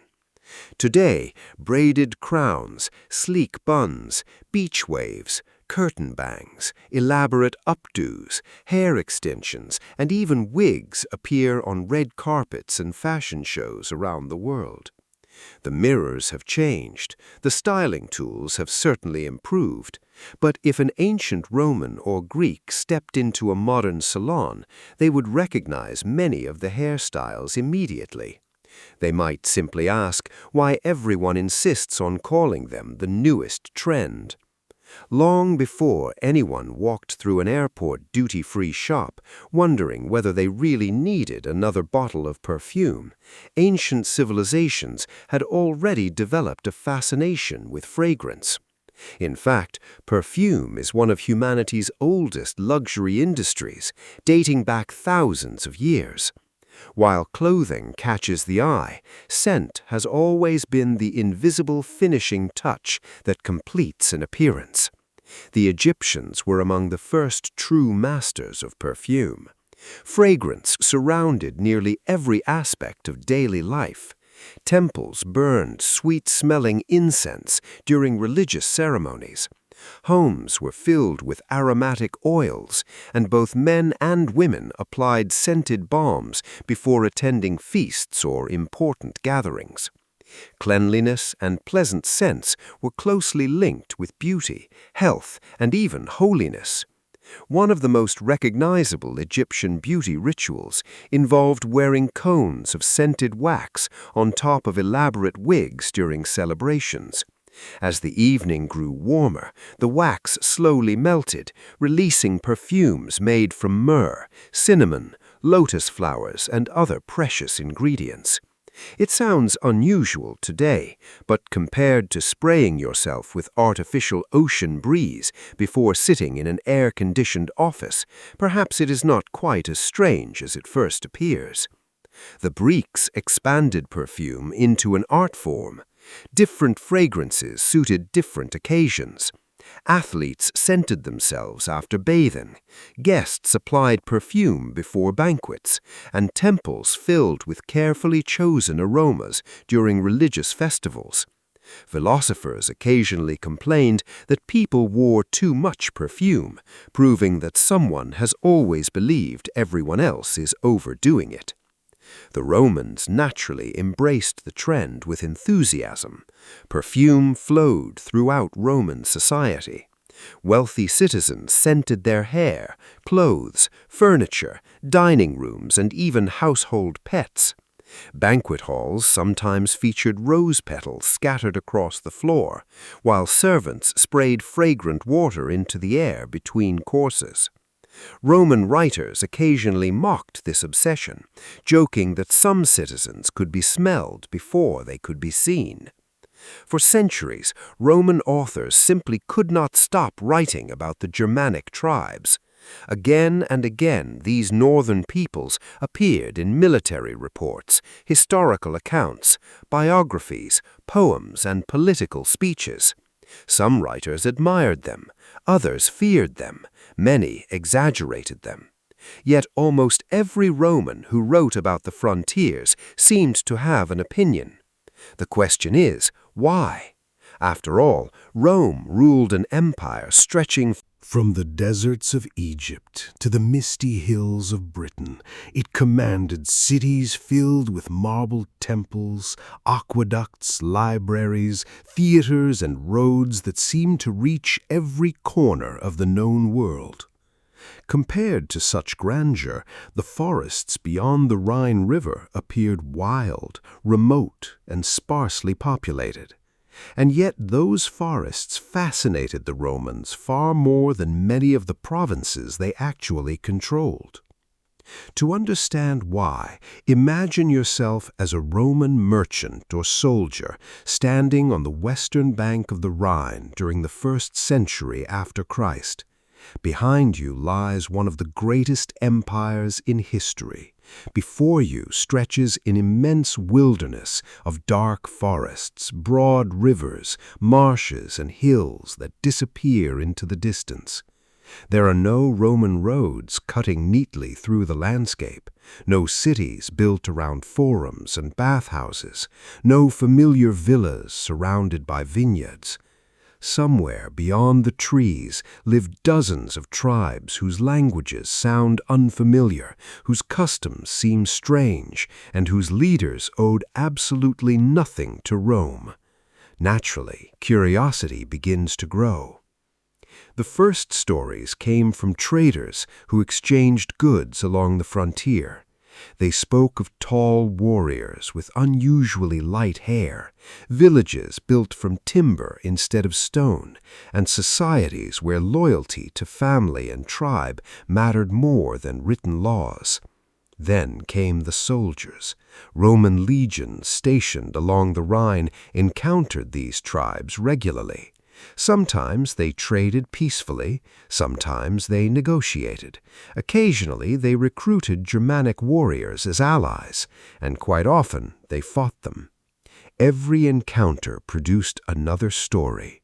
One officer described fearless warriors charging into battle with astonishing confidence. Another recalled enormous drinking feasts that lasted well into the night. A diplomat returned impressed by tribal assemblies where free men debated important decisions rather than simply obeying kings. Of course, not every account was perfectly reliable. Roman writers often described lands they had never personally visited. Many relied on second-hand reports passed from soldier to soldier, merchant to merchant, until facts blended comfortably with rumor. The farther a story traveled from the frontier, the more dramatic it often became. Apparently, embellishing travel stories is another tradition with very ancient roots. Still, beneath the exaggerations lay something genuine. The Germanic tribes represented one of the few neighboring peoples that Rome never fully understood or permanently conquered. They remained unpredictable, independent, and deeply different from the Mediterranean world. That combination of mystery, admiration, and fear ensured that Roman authors would keep writing about them for centuries, trying to explain a people who always seemed just beyond Rome's complete understanding. As Roman merchants and soldiers carried stories back across the Rhine, one detail appeared so consistently that it almost became impossible to ignore. According to them, the Germanic tribes were enormous. Nearly every Roman author who described these northern peoples found a way to mention their height. Julius Caesar noted their impressive physical stature during his campaigns in Gaul. Later, the historian Tacitus described the Germans as having fierce blue eyes, reddish or blonde hair, and large, powerful bodies suited to sudden bursts of strength. Reading several Roman accounts in succession, you could almost believe every Germanic warrior stood somewhere between a respectable human being and a small oak tree. Like most stereotypes, however, there was a grain of truth wrapped in generous layers of exaggeration. Archaeological discoveries suggest that many Germanic men were indeed somewhat taller than the average Roman living around the Mediterranean. Better access to animal protein in some regions, combined with different lifestyles and genetics, likely contributed to this difference. While the average Roman male may have stood around 5'6" some Germanic populations averaged over 5'8". Slightly taller. The difference was noticeable. Standing beside a line of broad-shouldered warriors with long limbs and thick blonde hair, a Roman recruit fresh from southern Italy may well have felt considerably less confident than he had that morning.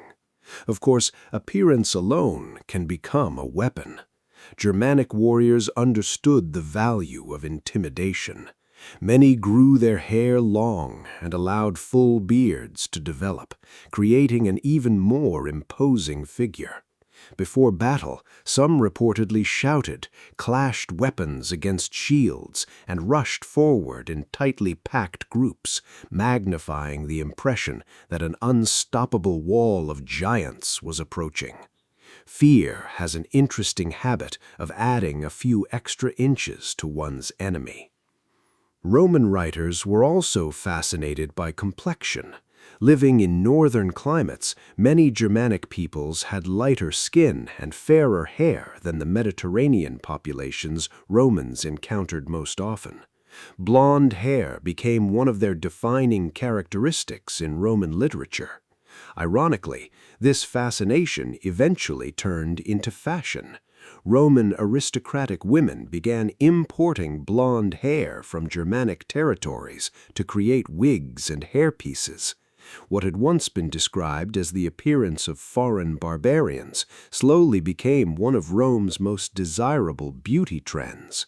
It is one of history's more amusing contradictions that elite Roman ladies sometimes paid handsomely to resemble the very people Roman generals were campaigning against. Still, the Roman image of the towering German was never entirely objective. Ancient historians loved dramatic contrasts. By portraying the Germanic tribes as unusually strong, physically impressive opponents, Roman victories appeared even more glorious. Defeating an ordinary enemy was respectable. Defeating towering warriors from the endless northern forests sounded far better when the story reached Rome. And so, generation after generation, Roman readers continued encountering the same unforgettable image. Beyond the Rhine lived a people who seemed larger than life, both in stature and in reputation. For all their descriptions of battles, diplomacy, and distant forests, Roman authors displayed a surprising fascination with one particular subject: hair. Again and again, they paused their accounts of military campaigns to describe hairstyles in remarkable detail. Not weapons, not fortifications, hair. To a modern reader, it may seem like an unusual priority. Surely there were more pressing matters than discussing how people styled their locks beyond the Rhine. But to the Romans, appearance carried meaning. Clothing, beards, jewelry, and hairstyles immediately communicated status, identity, and even character. Looking at someone's hair was often like reading the first page of their biography. Among all the Germanic hairstyles, none attracted more attention than the famous Swabian. And not the Swabi were one of the largest and most influential Germanic tribal groups living east of the Rhine during the 1st century before and after Christ. Roman writers, especially Tacitus, described how Swabian men gathered their long hair and tied it into a knot high on one side of the head. It was not simply a matter of fashion. According to Tacitus, free men wore the distinctive knot as a symbol of their status, while older warriors and tribal leaders often styled it with particular care. It marked adulthood, freedom, and prestige. You could identify a man's social standing before he even introduced himself. Imagine if your haircut instantly announced your profession, age, and place in society. Suddenly, choosing between a trim and a fade feels refreshingly uncomplicated. Long hair itself held enormous importance across many Germanic societies. Unlike Roman soldiers, who usually kept their hair relatively short for practicality, Germanic warriors often allowed theirs to grow for years. Thick beards completed the appearance, creating the fierce image that so impressed Roman observers. Some tribes even treated hair as a sacred symbol. Historical sources. Fashion, however, took hairstyling to extraordinary levels.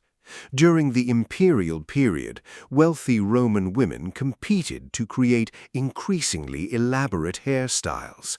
Hair was curled into dozens of tiny ringlets, braided into towering structures, and supported by pins, wireframes, and occasionally even additional hair purchased from across the empire.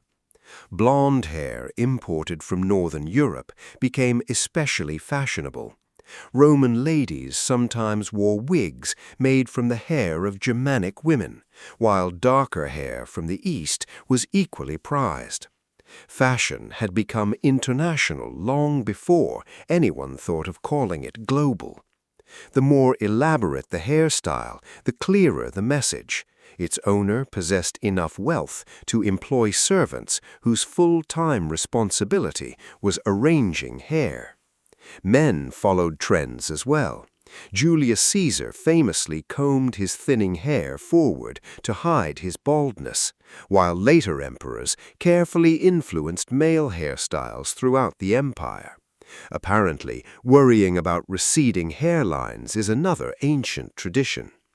Today, braided crowns, sleek buns, beach waves, curtain bangs, elaborate updos, hair extensions, and even wigs appear on red carpets and fashion shows around the world. The mirrors have changed, the styling tools have certainly improved, but if an ancient Roman or Greek stepped into a modern salon, they would recognize many of the hairstyles immediately. They might simply ask why everyone insists on calling them the newest trend. Long before anyone walked through an airport duty-free shop, wondering whether they really needed another bottle of perfume, ancient civilizations had already developed a fascination with fragrance. In fact, perfume is one of humanity's oldest luxury industries, dating back thousands of years. While clothing catches the eye, scent has always been the invisible finishing touch that completes an appearance. The Egyptians were among the first true masters of perfume. Fragrance surrounded nearly every aspect of daily life. Temples burned sweet-smelling incense during religious ceremonies. Homes were filled with aromatic oils, and both men and women applied scented balms before attending feasts or important gatherings. Cleanliness and pleasant scents were closely linked with beauty, health, and even holiness. One of the most recognizable Egyptian beauty rituals involved wearing cones of scented wax on top of elaborate wigs during celebrations. As the evening grew warmer, the wax slowly melted, releasing perfumes made from myrrh, cinnamon, lotus flowers, and other precious ingredients. It sounds unusual today, but compared to spraying yourself with artificial ocean breeze before sitting in an air-conditioned office, perhaps it is not quite as strange as it first appears. The Greeks expanded perfume into an art form. Different fragrances suited different occasions. Athletes scented themselves after bathing, guests applied perfume before banquets, and temples filled with carefully chosen aromas during religious festivals. Philosophers occasionally complained that people wore too much perfume, proving that someone has always believed everyone else is overdoing it. The Romans naturally embraced the trend with enthusiasm. Perfume flowed throughout Roman society. Wealthy citizens scented their hair, clothes, furniture, dining rooms, and even household pets. Banquet halls sometimes featured rose petals scattered across the floor, while servants sprayed fragrant water into the air between courses. Roman writers occasionally mocked this obsession, joking that some citizens could be smelled before they could be seen. For centuries, Roman authors simply could not stop writing about the Germanic tribes. Again and again, these northern peoples appeared in military reports, historical accounts, biographies, poems, and political speeches. Some writers admired them, others feared them, many exaggerated them. Yet almost every Roman who wrote about the frontiers seemed to have an opinion. The question is, why? After all, Rome ruled an empire stretching Echoing roars across the battlefield. Whether every tribe actually fought this way is difficult to know, but the effect on Roman imagination was undeniable. The greatest demonstration of these different tactics came in the year 9 after Christ, when the Cheruscid leader Arminius lured 3 Roman legions into the dense Teutoburg forest. There, disciplined formations struggled against ambushes, rough terrain, and relentless attacks from warriors who understood every path and every tree. The battle shocked Rome. For Roman authors, it proved that these northern tribes were not merely fierce. They fought according to a style the empire had never fully learned how to master. After reading Roman descriptions of Germanic warriors, it would be easy to imagine that they spent every waking moment fighting. Roman authors certainly enjoyed emphasizing battles, raids, and fearless charges across muddy fields. But once the swords were put away, what fascinated many writers even more was how differently these people organized their everyday lives. The Germanic world looked almost like the opposite of Rome. A Roman citizen measured civilization by its cities. Rome itself was home to perhaps 1 million people. Stone apartment buildings crowded narrow streets. Aqueducts delivered fresh water. Public baths, temples, theaters, markets, and forums filled every neighborhood. Wherever Roman armies conquered, they built roads and towns that reflected the same orderly vision. Cross the Rhine, however, and that familiar landscape disappeared. Instead of sprawling cities, Roman travelers found scattered villages surrounded by forests, rivers, meadows, and farmland. Houses were built primarily from timber, with walls woven from branches and covered in clay. Thick thatched roofs protected families from harsh northern winters, while smoke escaped through simple openings rather than carefully engineered chimneys. To Roman eyes, these settlements seemed surprisingly modest. Tacitus even remarked that Germanic villages left generous spaces between houses rather than packing buildings closely together, as Romans did. Some historians believe this reduced the risk of fire spreading from home to home. Others suggest it reflected the abundance of available land. Either way, the result must have seemed remarkably spacious to someone arriving from crowded Roman streets. The houses themselves were practical rather than impressive. Furniture remained simple, decoration was limited, and daily life centered around large communal rooms where families cooked, ate, worked, and slept together. Livestock often stayed nearby, especially during colder months, making winter mornings considerably louder and probably smellier than those inside a Roman villa. Comfort, however, meant something different in Germania. Roman writers often interpreted the absence of marble buildings as evidence of simplicity, even backwardness. Yet archaeological discoveries tell a more balanced story. Germanic craftsmen produced excellent wooden structures, forged high-quality iron tools, created beautiful jewelry, and managed productive farms adapted perfectly to their environment. They simply invested their resources differently. Land itself carried enormous importance. Wealth was measured less by luxurious homes than by livestock, fertile fields, loyal followers, and strong family connections. A respected tribal leader gained prestige not through towering monuments, but through generosity, courage, and the support of his community. This puzzled many Roman observers. How could societies function without grand cities, stone forums, or monumental architecture? Where were the public buildings that symbolized civilization? The answer was that Germanic society did not need Rome's definition of civilization to thrive. Their villages blended naturally into the landscape. Their communities relied on kinship instead of urban bureaucracy, and their world revolved around forests and fields rather than marble squares. To Roman authors, it felt unfamiliar. For the people who lived there, it simply felt like home. As Roman writers gradually looked beyond the battlefield, they discovered something that surprised them almost as much as the Germanic warriors themselves. These northern tribes were not constantly preparing for war. They also loved to gather, feast, drink, and welcome guests with remarkable generosity.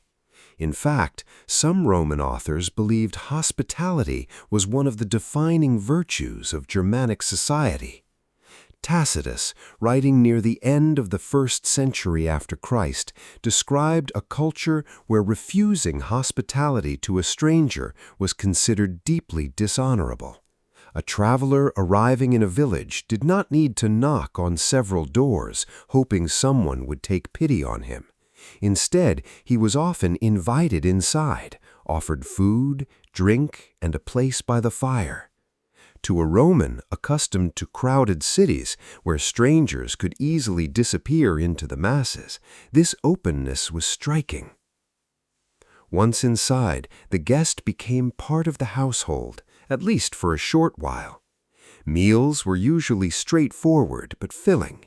Bread made from barley or other grains appeared regularly, along with cheese, butter, milk, and whatever meat hunting or livestock provided. Wild boar, venison, beef, and pork all found their way onto wooden tables, while fish supplemented diets near rivers and lakes. The food lacked the elaborate sauces and countless courses of wealthy Roman banquets, but no one left hungry. Drink occupied an equally important place. Roman writers frequently remarked that Germanic tribes consumed large quantities of beer brewed from barley or wheat, while mead made from fermented honey remained a prized drink for celebrations. Wine existed, but was relatively uncommon, imported through trade with Roman merchants, and therefore considered something of a luxury. Naturally, Roman authors could not resist commenting on the drinking habits of their northern neighbors. Some claimed arguments occasionally erupted after long evenings of drinking, with disputes settled by wrestling matches, or less ideally, by reaching for weapons.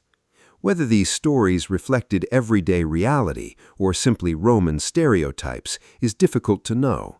Ancient historians were rarely guilty of understating a colorful scene. More important than the food itself was what happened around it.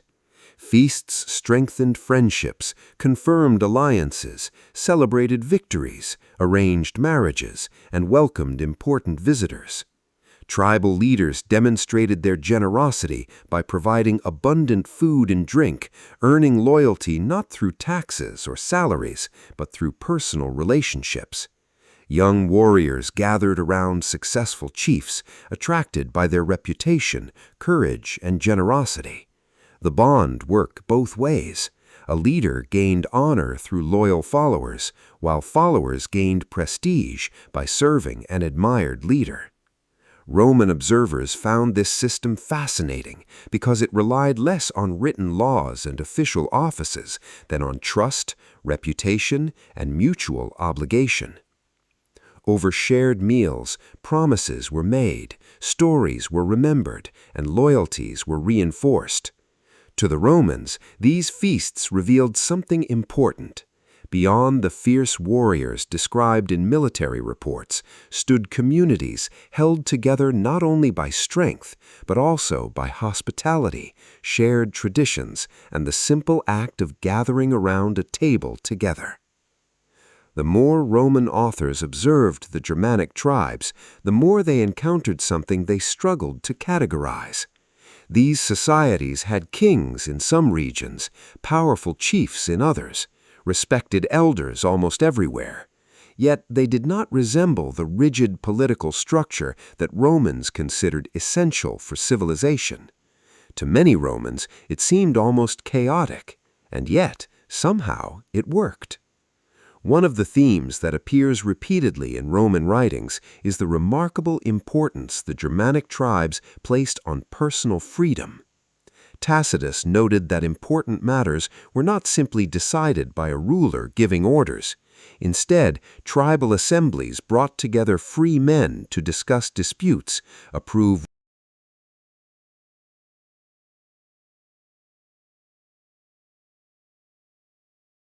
Fashion, however, took hairstyling to extraordinary levels.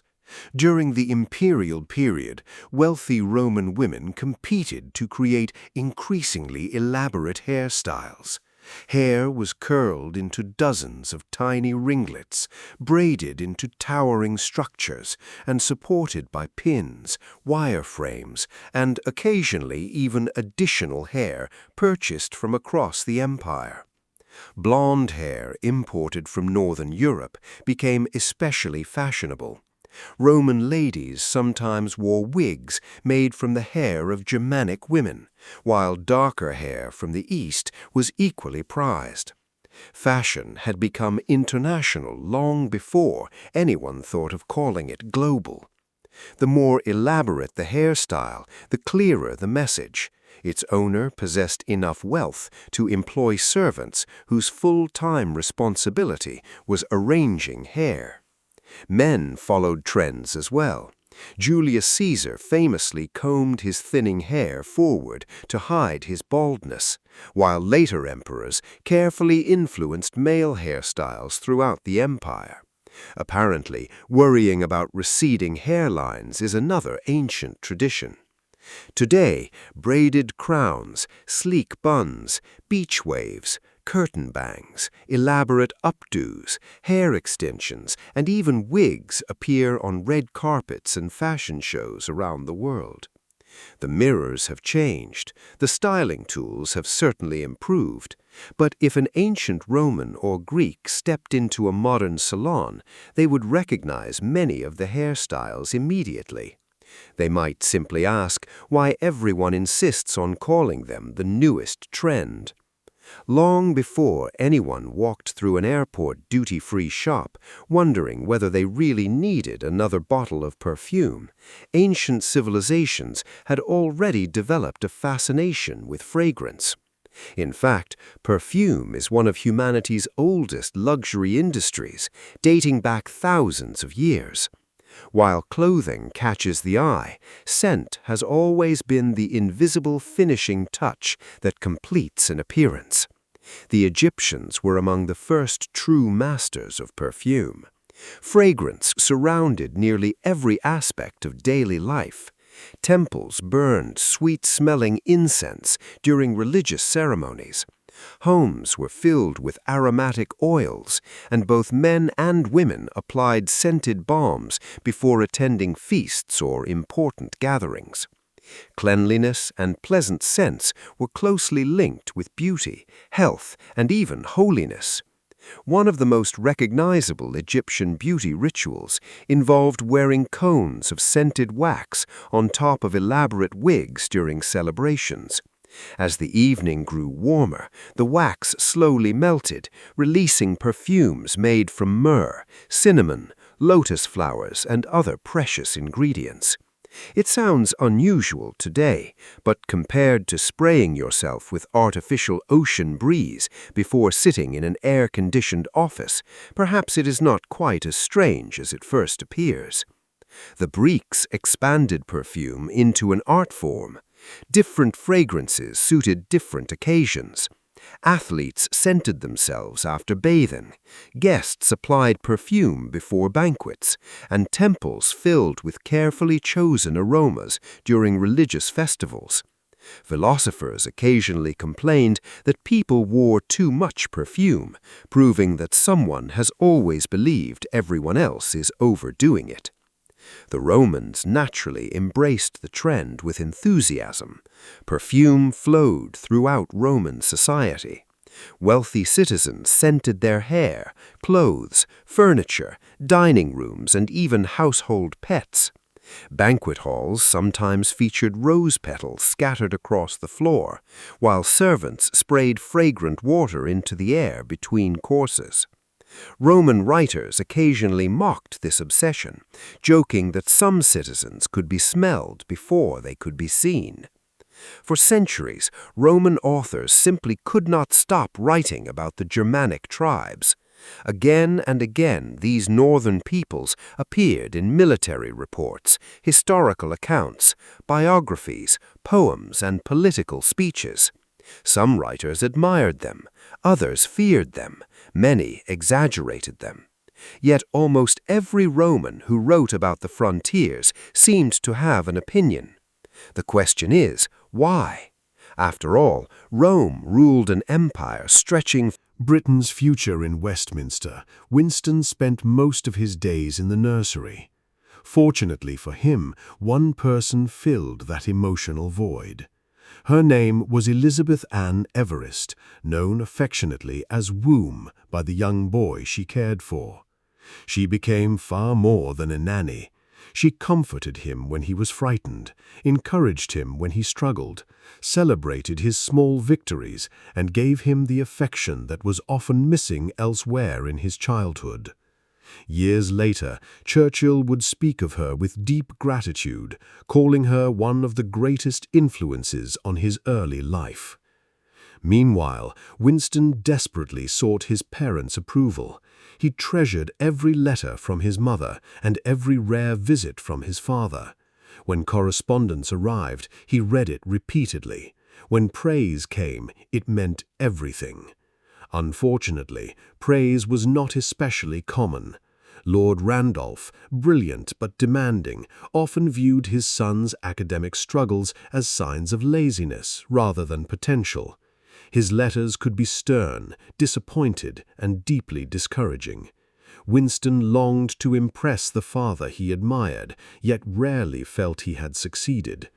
Ironically, this emotionally distant childhood may have planted one of the defining traits of his entire life. The little boy who struggled to earn attention inside his own family would grow into a man driven by an almost unstoppable desire to prove himself to the entire world. If Winston Churchill had hoped that boarding school would bring him closer to his parents, he was destined for disappointment. At the age of 7, he was sent away from home. Following the tradition of many upper-class Victorian families, aristocratic children were expected to become independent early, and boarding school was considered the proper place to shape character. To modernize, sending a young child away for months at a time might seem unusually harsh. To Victorian Britain, it was simply good parenting. Young Winston was enrolled at St. George's School in Ascot. He hated it almost immediately. The school was strict, formal, and unforgiving. Every hour of the day followed a rigid schedule. Lessons began early, discipline was severe, and mistakes were often met with punishment rather than encouragement. Homesickness was treated less as a problem to solve than as a weakness to overcome. For Winston, who already felt emotionally distant from his parents, the experience was deeply lonely. He wrote letters home regularly, especially to his mother, hoping she might visit or bring him home for a few days. Each letter carried a mixture of affection and longing. Sometimes replies arrived. Often they did not arrive as quickly as he wished. The silence hurt almost as much as the separation itself. School offered little comfort. Churchill struggled with subjects that required endless memorization of Latin grammar and mathematical formulas. His reports frequently described him as inattentive, careless, or difficult. Teachers complained that he seemed unwilling to follow instructions and often drifted into his own thoughts instead of concentrating on the lesson before him. They were not entirely wrong. Winston possessed an energetic imagination that rarely stayed confined inside the classroom. Unfortunately, Victorian education rewarded obedience far more than curiosity. Discipline at St. George's could also be physically harsh. Churchill later recalled being punished with regular beatings, a common practice in 19th-century British schools. Whether every memory reflected daily reality or was sharpened by childhood emotion is difficult to determine, but there is little doubt that he dreaded many days there. Eventually, concerns about the school's management and Winston's health led his parents to transfer him to Brunswick School in Hove. The change proved significant. Although still a boarding school with firm discipline, Brunswick offered a kinder atmosphere. Winston's health improved, and for the first time some teachers began noticing that beneath his rebellious nature lay genuine ability. He remained an inconsistent student. Latin continued to feel like an elaborate conspiracy against children. Mathematics rarely inspired affection, and neat handwriting seemed determined never to become one of his talents. Yet something unexpected began to emerge. He developed a love for English. Poetry fascinated him. Historical stories captured his imagination. He displayed an astonishing ability to memorize long passages of literature and recite them almost perfectly. While classmates struggled through a few lines, Winston could recall entire poems with remarkable accuracy. The lonely boy who often disappointed his teachers was quietly discovering the greatest weapon he would ever possess, not a rifle, not a sword, but words. By the time Winston Churchill settled into his new school, one thing had become abundantly clear. He was never going to be the easiest pupil in the classroom. Teachers often described him as careless, untidy, argumentative, and stubborn. He had an unfortunate habit of questioning instructions instead of simply following them. If he believed a rule made little sense, he was perfectly willing to ignore it, regardless of the consequences. Victorian schools, unsurprisingly, were not especially enthusiastic about this approach. Education during the late 19th century prized discipline above almost everything else. Boys were expected to sit quietly, memorize lessons, obey without hesitation, and show proper respect to every master. Winston managed some of these expectations occasionally. All of them at once proved considerably more difficult. He disliked learning purely for the sake of examinations. Endless drills in Latin grammar bored him beyond measure. Mathematics seemed determined to wage a personal campaign against him. The more someone insisted that a subject was important simply because it was traditional, the less interested Winston became. This frustrated his teachers enormously. Many concluded that he lacked ability. In reality, the opposite was often true. Churchill possessed a restless mind that learned differently. When something genuinely captured his attention, his concentration became extraordinary. He could spend hours reading military adventures, historical biographies, or accounts of great battles. Stories of Julius Caesar, the Duke of Marlborough, and Napoleon fascinated him far more than verb conjugations ever could. His memory also continued to impress those who looked beyond his report cards. Long poems, speeches, and passages from English literature stayed in his mind with remarkable ease. He enjoyed reciting them dramatically, discovering that carefully chosen words possessed an almost magical power on an audience. Without realizing it, he was already practicing skills that would one day echo across Parliament and wartime radio broadcasts. Outside the classroom, Winston remained energetic to the point of exhaustion. He climbed trees, explored every corner of school grounds, invented imaginary military campaigns, and occasionally found himself in trouble simply because curiosity had carried him somewhere he was not supposed to be. Adults often mistook this endless energy for laziness or defiance. It was neither. It was ambition, searching for direction. His father, unfortunately, saw little reason for optimism. Lord Randolph continued receiving disappointing school reports, describing poor grades and inconsistent effort. He increasingly feared that his son would never achieve much in life. For Winston, these judgments cut deeply. He admired his father almost to the point of hero worship. Every criticism felt devastating because it came from the one man whose approval he wanted most. Yet instead of giving up, those disappointments slowly produced something unexpected. They awakened a quiet determination. If no one believed in his abilities, he would simply have to prove them wrong. The rebellious schoolboy who refused to fit neatly inside Victorian expectations was not failing because he lacked intelligence. He was struggling because the path laid before him was never going to be the one he ultimately followed. In 1888,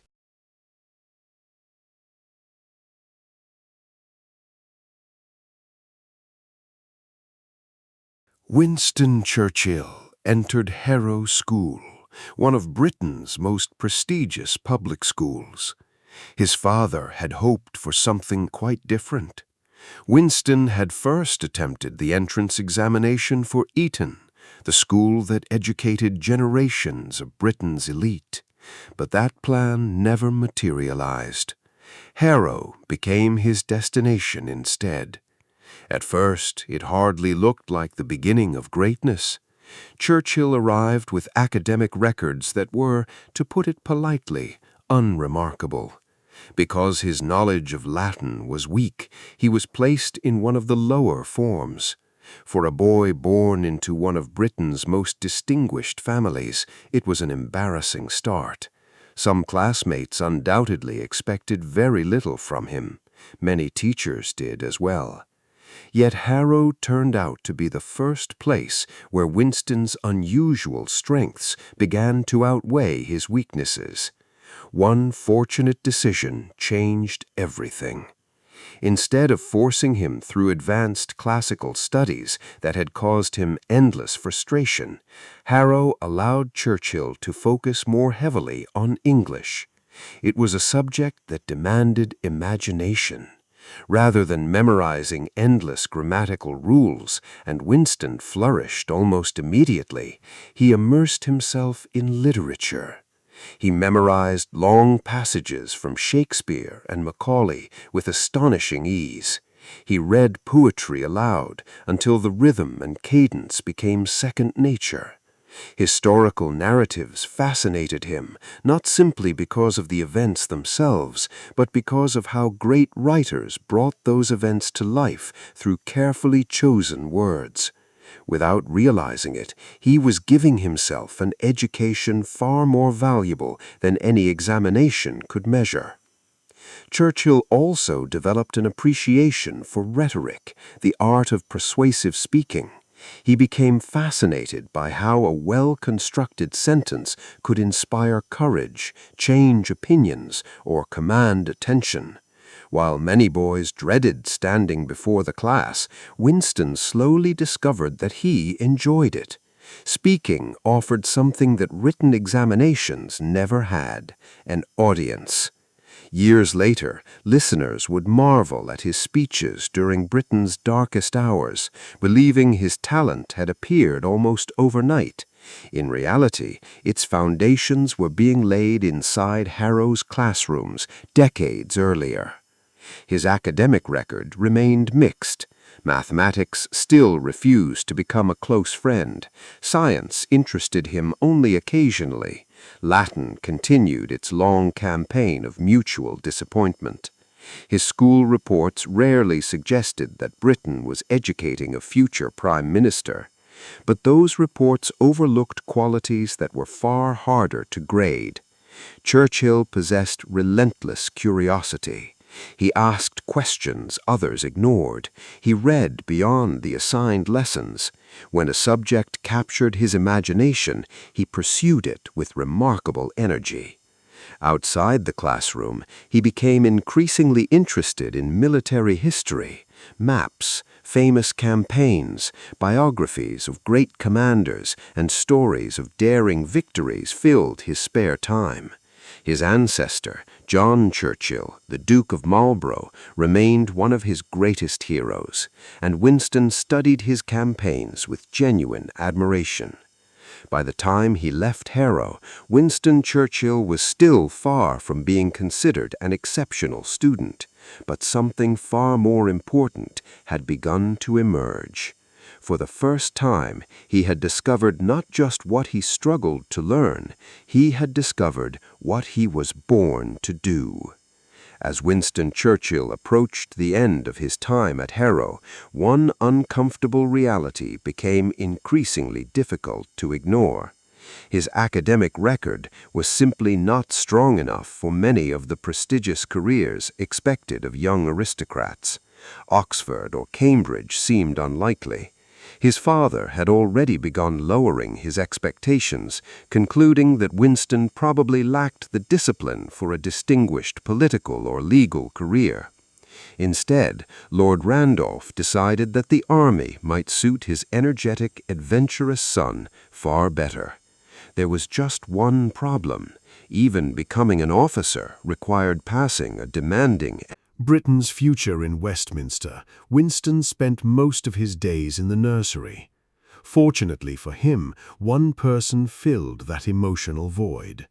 Her name was Elizabeth Ann Everest, known affectionately as Womb by the young boy she cared for. She became far more than a nanny. She comforted him when he was frightened, encouraged him when he struggled, celebrated his small victories, and gave him the affection that was often missing elsewhere in his childhood.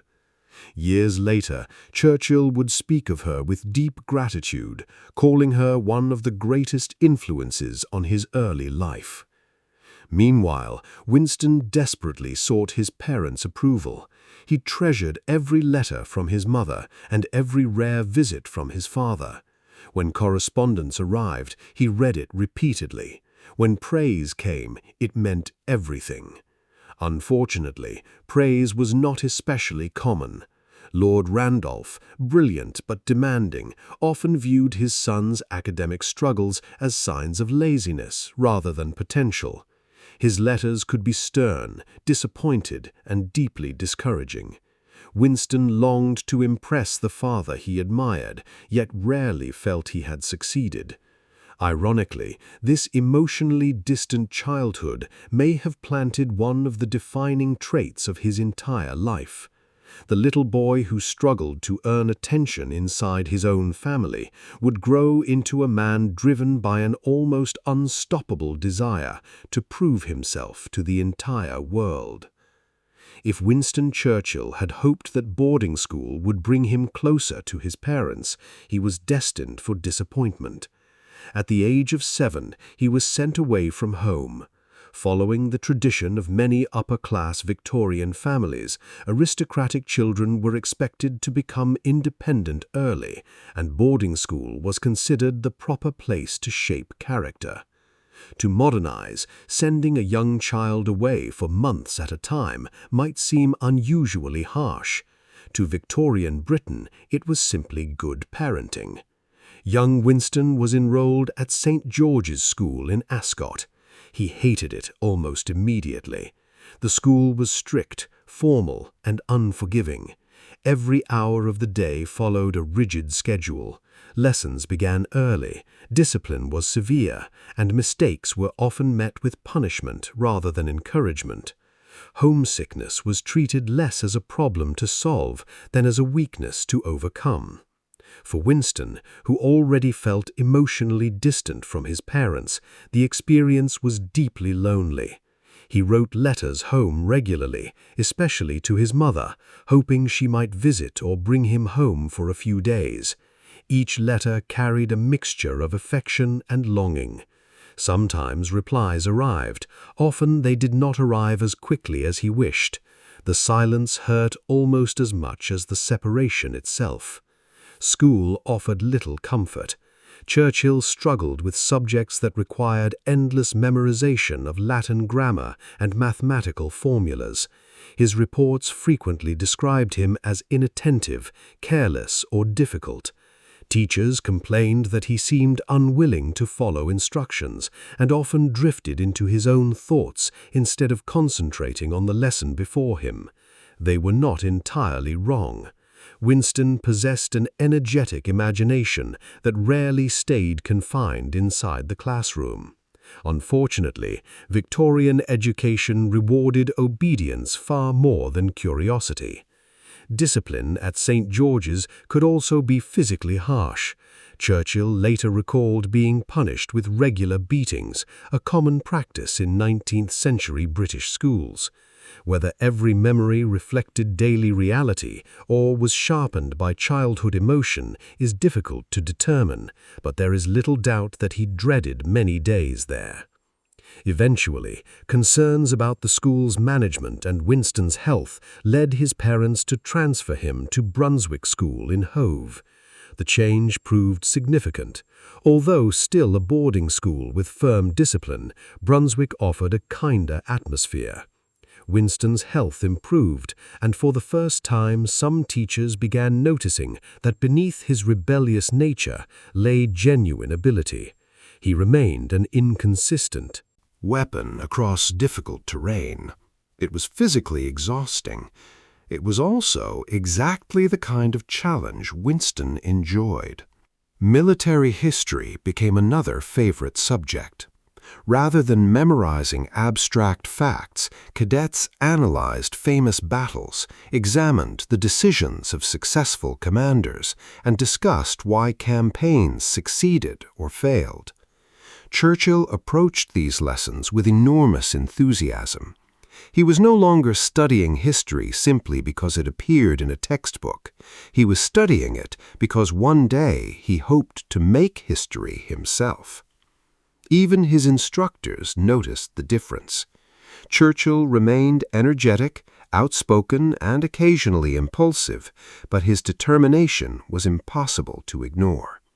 The young man who had struggled to remain interested in ordinary classrooms now attacked military training with genuine commitment. Not everything came easily. Sword drill demanded precision. Endless inspections required attention to detail, something Winston had never naturally possessed. Uniforms had to be spotless, equipment perfectly maintained, and every button correctly fastened. Carelessness invited immediate criticism. Some habits, it seemed, survived even the finest military education. Yet Churchill steadily improved. When he graduated in 1894, he ranked 20th in a class of 130 cadets. It was a respectable result, especially considering the academic disappointments that had filled much of his earlier education. More importantly, Sandhurst transformed his confidence. For years, Winston had been the disappointing schoolboy whom teachers underestimated and whose father frequently criticized. Now he had proven to himself as much as anyone else that he could succeed in a demanding institution through hard work and persistence. The academy also strengthened qualities that would define him throughout his life: resilience under pressure, fascination with military affairs, confidence in his own judgment, and an unwavering belief that obstacles existed to be overcome rather than accepted. Looking back, Sandhurst gave Churchill far more than a commission as an army officer. It gave him the first genuine taste of success. And after years spent searching for it, that success convinced him that far greater achievements might finally lie within reach. When Winston Churchill graduated from Sandhurst in 1894, he had finally become what his father believed he never quite would, a commissioned officer in the British Army. For many young officers, that achievement alone would have been enough. They accepted their commissions, joined their regiments, and settled into the predictable rhythm of military life. Winston had entirely different plans. He did not simply want to serve in the army, he wanted adventure. The late 19th century was the height of the British Empire. Across Africa, Asia, and the Caribbean, British soldiers found themselves involved in campaigns, colonial expeditions, and frontier conflicts. While many officers quietly hoped to avoid danger, Churchill actively searched for it. Peace, in his opinion, was frustrating. War offered opportunity. His first taste of military life came with the 4th Queen's Own Hussars, a cavalry regiment known for its proud traditions. Yet Winston quickly realized that life in a peacetime regiment could be surprisingly uneventful. There were inspections, drills, riding exercises, and endless routines, but very little action. He grew restless. Rather than waiting patiently for history to find him, Churchill decided to chase history himself. An opportunity soon appeared in Cuba. At the time, Cuban rebels were fighting for independence from Spanish rule, and although Britain was not involved in the conflict, Churchill secured permission to travel there as both a military observer and a newspaper correspondent. It was an unusual arrangement. By day, he observed military operations alongside Spanish forces. By night, he wrote newspaper articles describing everything he had seen. Most young officers earned only their military salary. Churchill intended to earn a reputation as well. reports revealed an important truth about his character. He possessed an extraordinary ability to transform personal experience into compelling stories. Battles fascinated him, not only because he enjoyed military affairs, but because he instinctively understood how to describe them. Every campaign became both an education and material for publication. It was the beginning of a lifelong habit. Throughout his career, Churchill would repeatedly combine soldiering, journalism, and politics in ways that few others ever attempted. The Cuban expedition also introduced him to several habits that remained with him for decades.